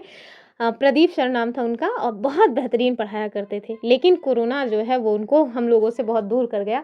तो उन्होंने ना जो पढ़ाया, उन्होंने ना जो बेस बना दिया, उस बेस की वजह से आज मतलब हर चीज़ को पढ़ने के लायक बन गए। वरना गाँव में जिस तरह की एजुकेशन है ना, उसमें आप सोचिए कि मतलब क्लास 12th तक के जो बच्चे हैं वो भी शायद अपना बहुत अच्छे से एक्सप्रेस तक चीज़ों को नहीं कर पाते हैं। तो शुरू में बहुत उमंग थी कि यूपीएससी, तो बस पहले अटेम्प्ट में ही यूपीएससी क्लियर कर लेंगे। यूपीएससी का एग्ज़ाम दिए बिना ज़्यादा मतलब बिना किसी प्रिपरेशन के। चूँकि पहला बार था तो हम सोच रहे थे चलो कोई बात नहीं, बिना किसी प्रिपरेशन के देख लेते हैं, एग्ज़ाम देखते हैं कि एग्ज़ाम कैसे होता है। गए, दे के आए, कुछ इधर-उधर किए। बस ये पता था कि दूर-दूर तक हवा नहीं लगी है एग्ज़ाम की, ठीक है। तो फिर दूसरी बार 2021 में थोड़ा पढ़-वढ़ के गए, मेहनत-वेहनत करके गए। मतलब होता है ना कि बस एकदम सारे तरीके के अस्त्र-शस्त्र से सज के गए हुए हैं, और जब गए ना, तो सीसैट पहली बार समझ आया कि भैया ये तो हमको लात मार के भगा रहा है, चल हट तेरे लिए नहीं बना हूँ मैं। तो मैंने छोड़ दिया। मैंने कहा भैया तुम जाओ, तुम्हारे मेरे बस का तुम नहीं हो। तो मैंने छोड़ो इसको, चलो यूपीपीसीएस देखते हैं। यूपीपीसीएस देखना स्टार्ट किए, 1-2 साल जो है वैसे ही हवा-हवाई में चला गया। फिर उसके बाद 2022 से मेरा मन किया कि नहीं थोड़ा अच्छे से देखूँ। कहीं न कहीं ना फाइनेंशियल जो प्रॉब्लम है वो मेरे घर में बहुत रहती है, तो मुझे बहुत दिक्कत होती है। एक-एक पैसे की तबाही रहती है। आपको बुक्स वगैरह भी अफ़ोर्ड करना मुश्किल हो जाता है। लेकिन फिर भी डटे रहे। इतनी सारी मेहनत करने के बाद ये जो एग्ज़ाम हुआ था यूपी आरओ का, ये जो आरओ का एग्ज़ाम है वो दिए, और मतलब सब कोई कह रहे थे कि बस हो जाएगा। 124 नंबर बना, और उसके बाद जब रिज़ल्ट आया तो देख रहे हैं मेरा कहीं रिज़ल्ट में रोल नंबर ही नहीं दिख रहा है। उसी टाइम से मुझे इतना बुरा लगा कि बताओ भला, जब मैं एग्ज़ाम क्लियर करने की ओर हूँ तो मेरिट ही भाग जाती है, कहती है भागो तुम्हारे लिए मैं बना ही नहीं हूँ, और जब मेरिट कम जाती है तो मेरा उसमें नाम नहीं रहता है। लेकिन हम फिर भी अभी हिम्मत नहीं हारे हैं, फिर आरओ का एग्ज़ाम आएगा तो फिर देखेंगे। तो कभी-कभी ना जैसे अगर आपके मन में आता हो कि इतना अच्छे से जो चीज़ें एक्सप्लेन कर ले जाते हैं, वो आम तौर पे जो यूपी टेट या सीटेट की प्रिपरेशन करने वाले लोग हैं वो बच जाते हैं इनसे। तो इसके पीछे का कारण है कि मैंने एक लंबा अरसा बिताया हुआ है एनसीईआरटी के साथ। इस वजह से ना हम आपको मतलब चीज़ों को थोड़ा अच्छे से आपको समझा पाते हैं। कई सारे लोग हैं जो कमेंट किए करके ये बात पूछे भी हमसे कि आप बहुत अच्छा एक्सप्लेन करते हो। तो ये जो एक्सप्लेन करने का गुण ईश्वर ने हमको दिया, ये बहुत लंबी मेहनत के बाद मिला हुआ है। कई सालों से एनसीईआरटी को पढ़ रहे हैं। इस वजह से चीज़ों को आपके सामने थोड़ा ईज़ी लैंग्वेज में मतलब रख पाते हैं कुल मिलाकर के, ठीक है। चलिए फ़िलहाल के लिए डीएम शब्द आया तो मैंने थोड़ा अपने जीवन का कुछ किस्सा आपको सुनाया। मुझे पता है आप लोगों का टाइम गया होगा, सॉरी उसके लिए। आप लोग आगे बढ़ा सकते थे इसको। चलिए आगे देखेंगे। अब आ गया है हमारा शिक्षण शास्त्र यानी कि पैडागॉजी, और ये जो पैडागॉजी है ना बहुत इंपॉर्टेंट है। 20 नंबर की पैडागॉजी आपसे पूछी जाएगी। तो पैडागॉजी का पहला क्वेश्चन देखिए कह रहे हैं कि यदि कोई टीचर है, ठीक है, जो कि नई एनसीईआरटी पढ़ाने जा रही हैं, तो उनके लिए है कि नई एनसीईआरटी इतिहास की पाठ्य पुस्तक में सिंधु सरस्वती सभ्यता पढ़ाते समय एक शिक्षिका आनुवांशिकी यानी जेनेटिक्स और पुरातत्व यानी आर्कियोलॉजी दोनों के आंकड़ों का उपयोग करती है। तो इसका क्या उद्देश्य है आपको ये बताना है। कह रहे हैं छात्रों को विज्ञान पढ़ाना, तो क्या जो टीचर है वो विज्ञान पढ़ाने जा रही है एसएसटी की क्लास में। दूसरा, ये दिखाना कि इतिहास केवल राजाओं की कहानियाँ नहीं बल्कि वैज्ञानिक साक्ष्यों पर आधारित विषय है। तो हाँ भैया, यही इसका उत्तर हो जाएगा कि वो जो टीचर हैं वो ये बताना चाह रहे हैं कि इतिहास में केवल और केवल राजाओं की कहानियाँ, उनकी वंशावलियाँ ही आपको देखने को नहीं मिलती है, बल्कि यह वैज्ञानिक साक्ष्यों पर आधारित एक विषय है। ठीक है, चलिए आगे देखिए। तो जो हमारी नई एनसीईआरटी है वो नेशनल एजुकेशन पॉलिसी जो 2020 में आई है ना, उससे जो है मतलब उसको ध्यान में रखते हुए बनाई गई है। तो ये ना बहुविषयक दृष्टिकोण यानी मल्टी डिसिप्लिनरी अप्रोच को फॉलो करती है और इतिहास को यहाँ पे रटने के बजाय इसे विज्ञान यानी डीएनए या जेनेटिक्स और भूगोल के साथ जोड़ करके पढ़ना चाहिए, ताकि जो बच्चे हैं उनको वैज्ञानिक सोच जो है वो डेवलप हो सके। अर्थात आप जब बच्चों को इस तरह से मतलब इसको जोड़ करके पढ़ाएँगे तो जो बच्चे हैं उनके भीतर जो साइंटिफिक सोच होती है ना वो डेवलप होगी। चलिए आगे देखिए। कह रहे हैं कि कक्षा 6 में वैदिक काल पढ़ाते समय शिक्षिका छात्रों से पूछती है, अगर आप उस समय होते तो राजा को टैक्स के रूप में क्या देते? ये जो प्रश्न टीचर के द्वारा पूछा गया, ये कौन से प्रकार के कौशल को बढ़ावा देता है, ये आपको बताना है। बताइए, क्या ये रटने की क्षमता को बढ़ावा देगा? तो कहीं से भी आपको लग रहा है कि इसमें रटन प्रणाली को बढ़ावा दिया जा रहा है? नहीं है। कह रहे हैं ऐतिहासिक कल्पना और समानुभूति या फिर केवल तथ्यात्मक ज्ञान, तो और लेखन कला भी नहीं होगा। ध्यान रखिएगा, ये ऐतिहासिक कल्पना और समानुभूति यानी कि देखिए 2 चीज़ें, समानुभूति और सहानुभूति टाइप की बात है। समानुभूति का मतलब है कि आप किसी के दर्द को एज़ इट इज़ वैसे फ़ील कर पा रहे हो जैसे इस वक़्त वो फ़ील कर रहा है। जैसे भगवान न करे अगर कोई एक व्यक्ति है जिसके घर में कोई मतलब कि व्यक्ति है जिनकी मृत्यु हो गई है और आप एक ऐसे घर से बिलॉन्ग करते हैं जो अपने जीवन काल में किसी के भी घर अपने घर में किसी की मृत्यु होते हुए नहीं देखे हैं। तो आप देखिए, आप जब उस व्यक्ति को देखेंगे कि सामने वाला बहुत रो रहा है, बहुत विलाप कर रहा है, बहुत तकलीफ में है, तो आप उसके साथ ना बस सहानुभूति दर्शा पाएँगे कि हाँ यार, उसको बहुत तकलीफ है, बहुत दुःख है।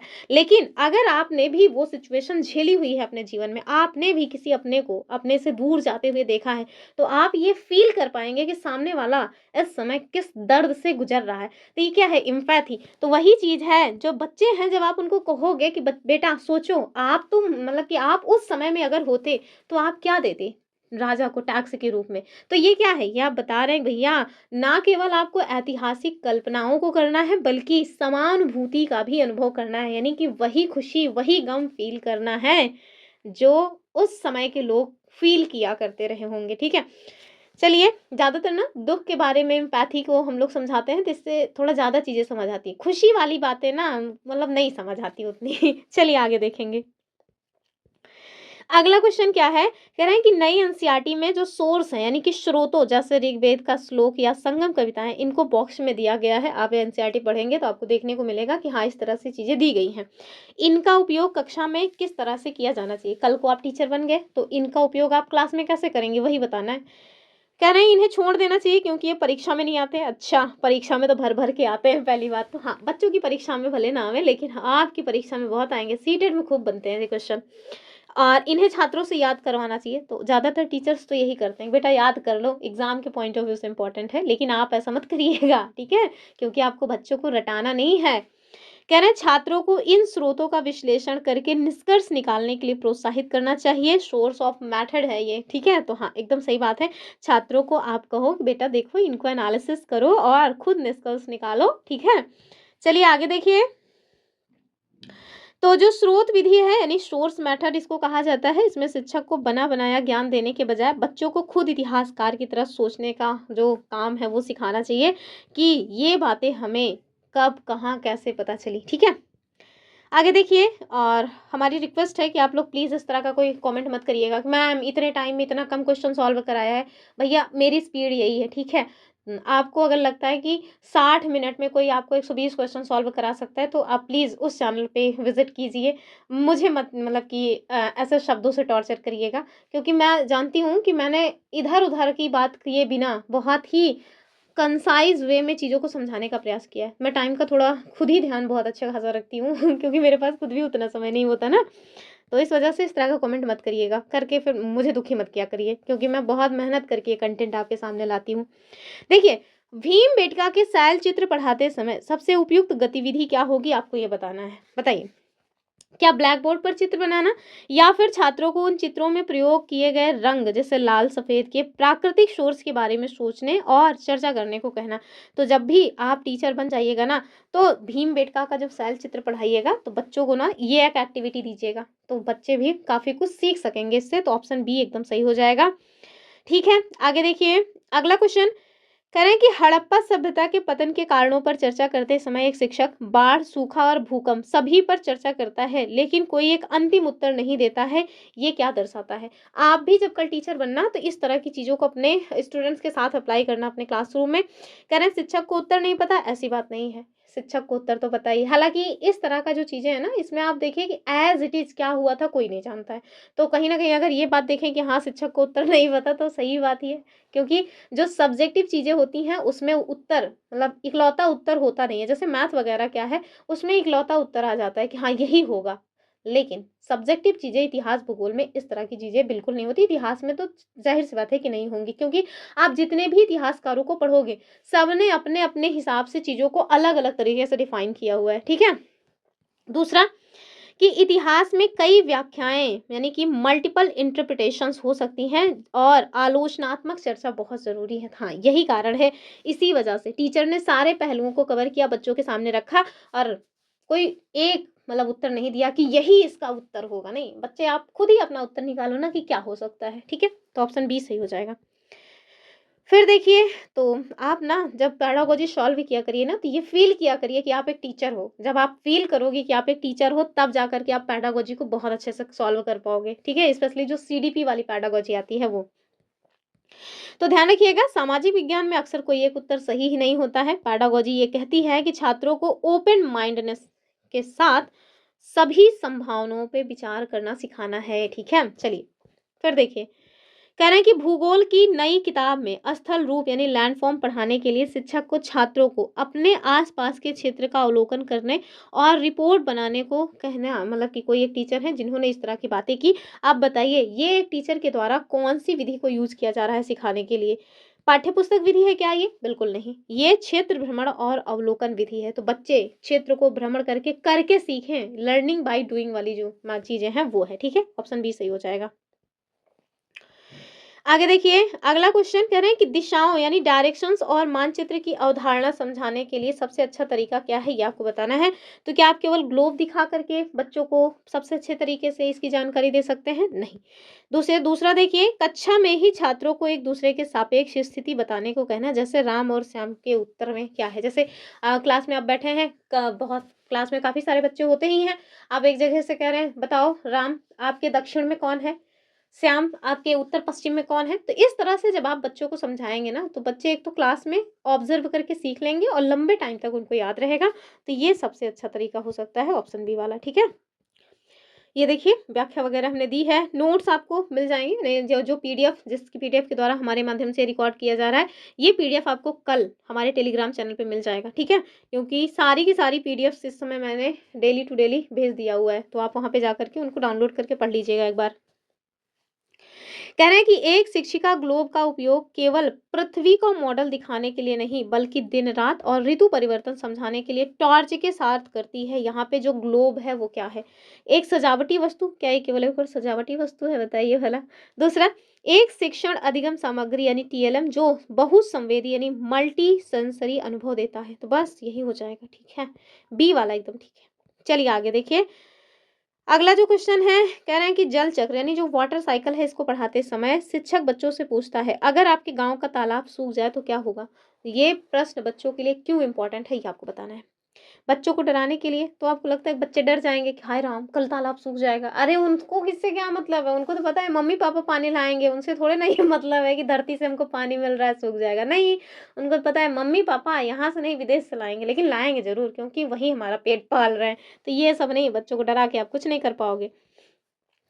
कह रहे हैं कि ये अवधारणा को वास्तविक जीवन यानी रियल लाइफ की समस्याओं और पर्यावरण संरक्षण से जोड़ता है। तो हाँ, ये बात सही है, ऑप्शन बी ठीक है, ठीक है? चलें आगे देखेंगे हम लोग। और जो एनसीएफ 2005 और नेशनल एजुकेशन पॉलिसी 2020 है, इन दोनों में ही कहा गया है नॉलेज आउटसाइड द क्लासरूम, यानी कि किताबी ज्ञान को बच्चों के दैनिक जीवन और चुनौतियों से जोड़ना ही सच्ची शिक्षा है। चलिए आगे देखिए इतना टाइम हो गया, अब तो क्लास लगभग खत्म होने वाली है। अभी भी अगर आपने वीडियो को हाइप नहीं किया है तो हमारी बहुत ही हम्बल रिक्वेस्ट है, प्लीज़ हाइप कर दीजिए, ठीक है? और ज़्यादा से ज़्यादा शेयर करिए ताकि बहुत सारे लोग जुड़ सकें, ठीक है? जितना ज़्यादा लोग जुड़ेंगे उतना ही उत्साह के साथ ये मॉक टेस्ट हम करवाएँगे आपको। और यूट्यूब पे ना खोज डालिएगा, इतना बेहतरीन कंटेंट शायद ही आपको कोई दे रहा हो, ठीक है? चलें, नई एनसीईआरटी में अक्षांश और देशांतर को ग्रिड के रूप में समझाया गया है, इसका शैक्षणिक उद्देश्य क्या है? कभी-कभी ना ये क्वेश्चन आपसे पूछ लिया जाता है कि ग्रिड क्या है? तो मैं आपको बताती हूँ कि आखिरकार ये ग्रिड क्या है? यहाँ पे देखिए।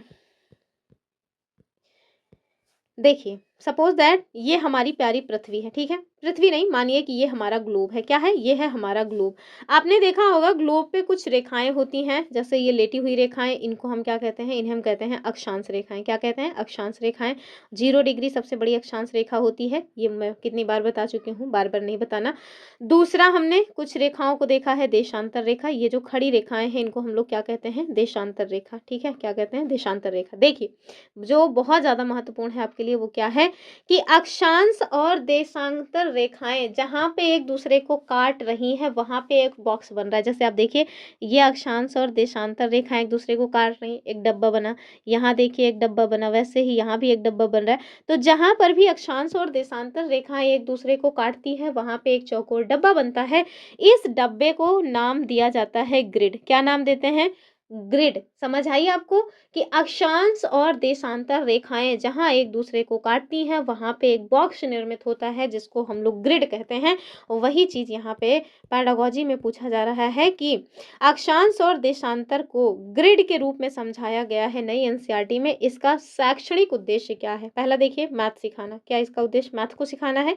या फिर किसी भी स्थान की सटीक स्थिति खोजने का कौशल डेवलप करना? तो हाँ, एकदम सही बात है। आप अक्षांश और देशांतर दोनों को यूज़ करके किसी भी स्थान की एग्ज़ैक्ट जो लोकेशन है, वो पता कर सकते हैं। जैसे अगर आपको न्यूयॉर्क पता करना है, तो आपको उसका अक्षांश और देशांतर दोनों ही पता होना चाहिए, तब जा कर के आप खोज पाएँगे मैप में कि मतलब कि ग्लोब में या मैप में कि वो एग्ज़ैक्टली कहाँ पे है, ठीक है? तो ऑप्शन बी सही हो जाएगा। चलिए आगे देखें।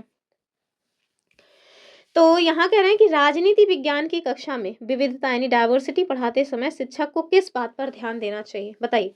छात्रों के बीच के अंतर को समस्या बताना। अरे भैया, फिर आप कैसे डाइवर्सिटी समझा पाओगे? अगर आप बच्चों के बीच जो अंतर है उसको कह रहे हो कि अरे बड़ी समस्या है जीवन में तो फिर देखिए, विविधता को एक संसाधन यानी रिसोर्स और ताकत के रूप में प्रस्तुत करना। तो हाँ, डाइवर्सिटी को आप समस्या के रूप में मत देखिए, उसको अपने ताकत के रूप में देखिए, तब जा कर के आप बढ़िया काम कर पाओगे।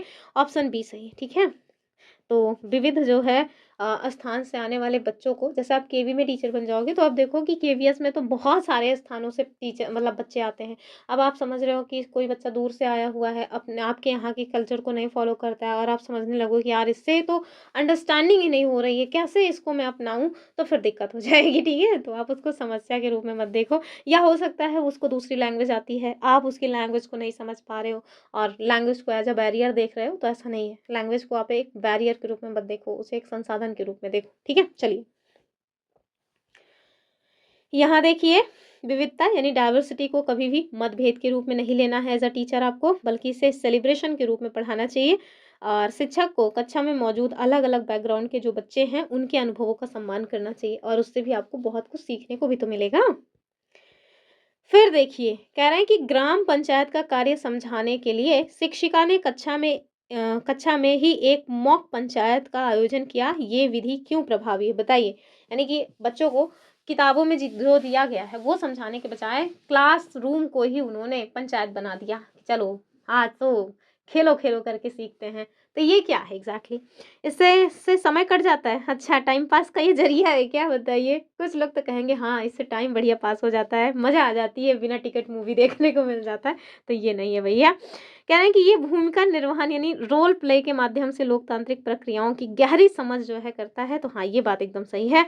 बी वाला एकदम ठीक हो जाएगा, ठीक है? और बच्चे शोर थोड़ी ना, अच्छा बताओ, बच्चों को शोर मचाना है तो चल के ग्राउंड में पढ़वाया जाएगा कि ए से एप्पल, बी से बॉय, तो यहाँ पे शोर मचवाया जाएगा ना। ये करवाना है, अगर कुछ सिखाना है तो फिर वहाँ शोर मचा के क्या होगा? बी वाला ठीक है, ठीक है?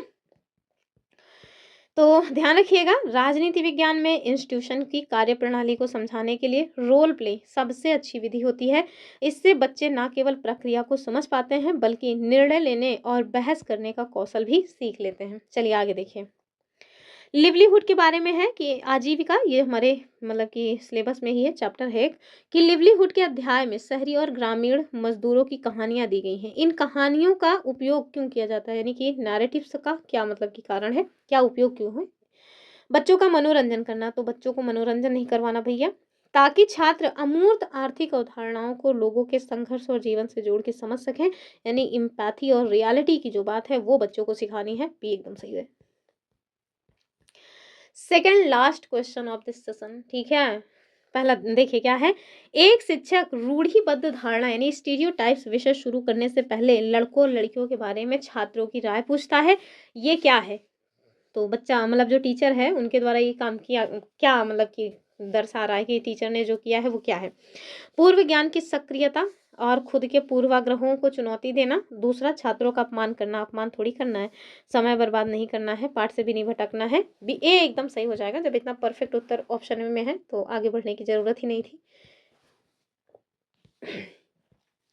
तो देखिए, पैडागोजी का ये नियम होता है कि छात्रों के दिमाग में पहले से मौजूद जो विचार हैं पहले आप उनको सुनो, समझो और तर्कों के रूप में उनको चुनौती दो, ठीक है। इससे बच्चे खुद अपनी सोच बदलते हैं।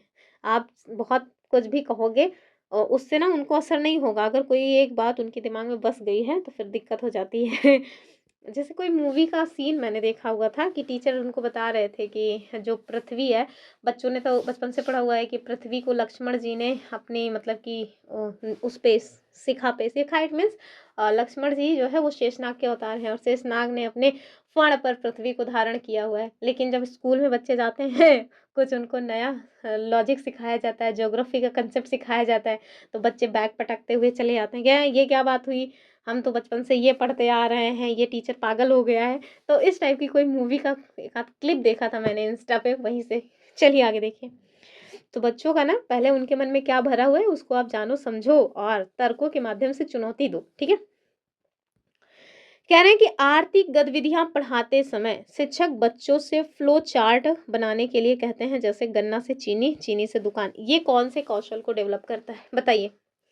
चित्रकला कौशल, या फिर अंतर संबंध यानी इंटरडिपेंडेंस को समझने और विश्लेषण करने का कौशल, या फिर रटने का कौशल, या केवल लिखने का कौशल। हम सब जान रहे हैं कि इसका जो सही उत्तर है वो हो जाएगा इंटरडिपेंडेंस और समझने का विश्लेषण करने का कौशल, ठीक है, ऑप्शन बी।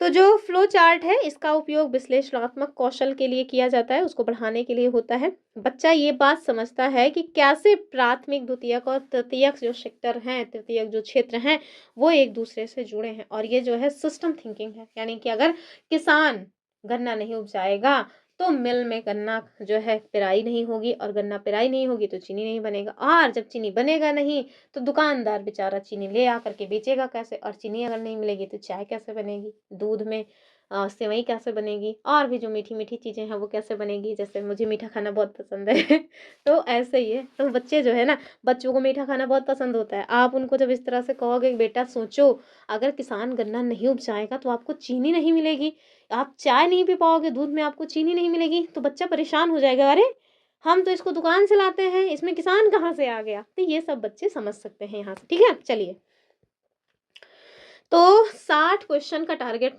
हमारा रहा। अब आपसे अंतिम में मैं ये पूछना चाहती हूँ कि क्या मतलब आपको लग रहा है कि ऐसा एक्सप्लेन करके ना पढ़ाया जाए, केवल क्वेश्चन आंसर सॉल्व करा दिया जाए। अगर क्वेश्चन आंसर केवल सॉल्व करेंगे तो 60 मिनट में 60 क्वेश्चन इत्मीनान से हो जाएगा, हो सकता है 40 मिनट में ही हो जाए। लेकिन ऐसे अगर डिटेल में करेंगे तो कुछ चीज़ें आपकी जो अगर छूट गई हैं वो क्लियर भी होंगी, और साथ में थोड़ा टाइम ज़्यादा लगेगा, भाई समझा के पढ़ाने में समय लगता है।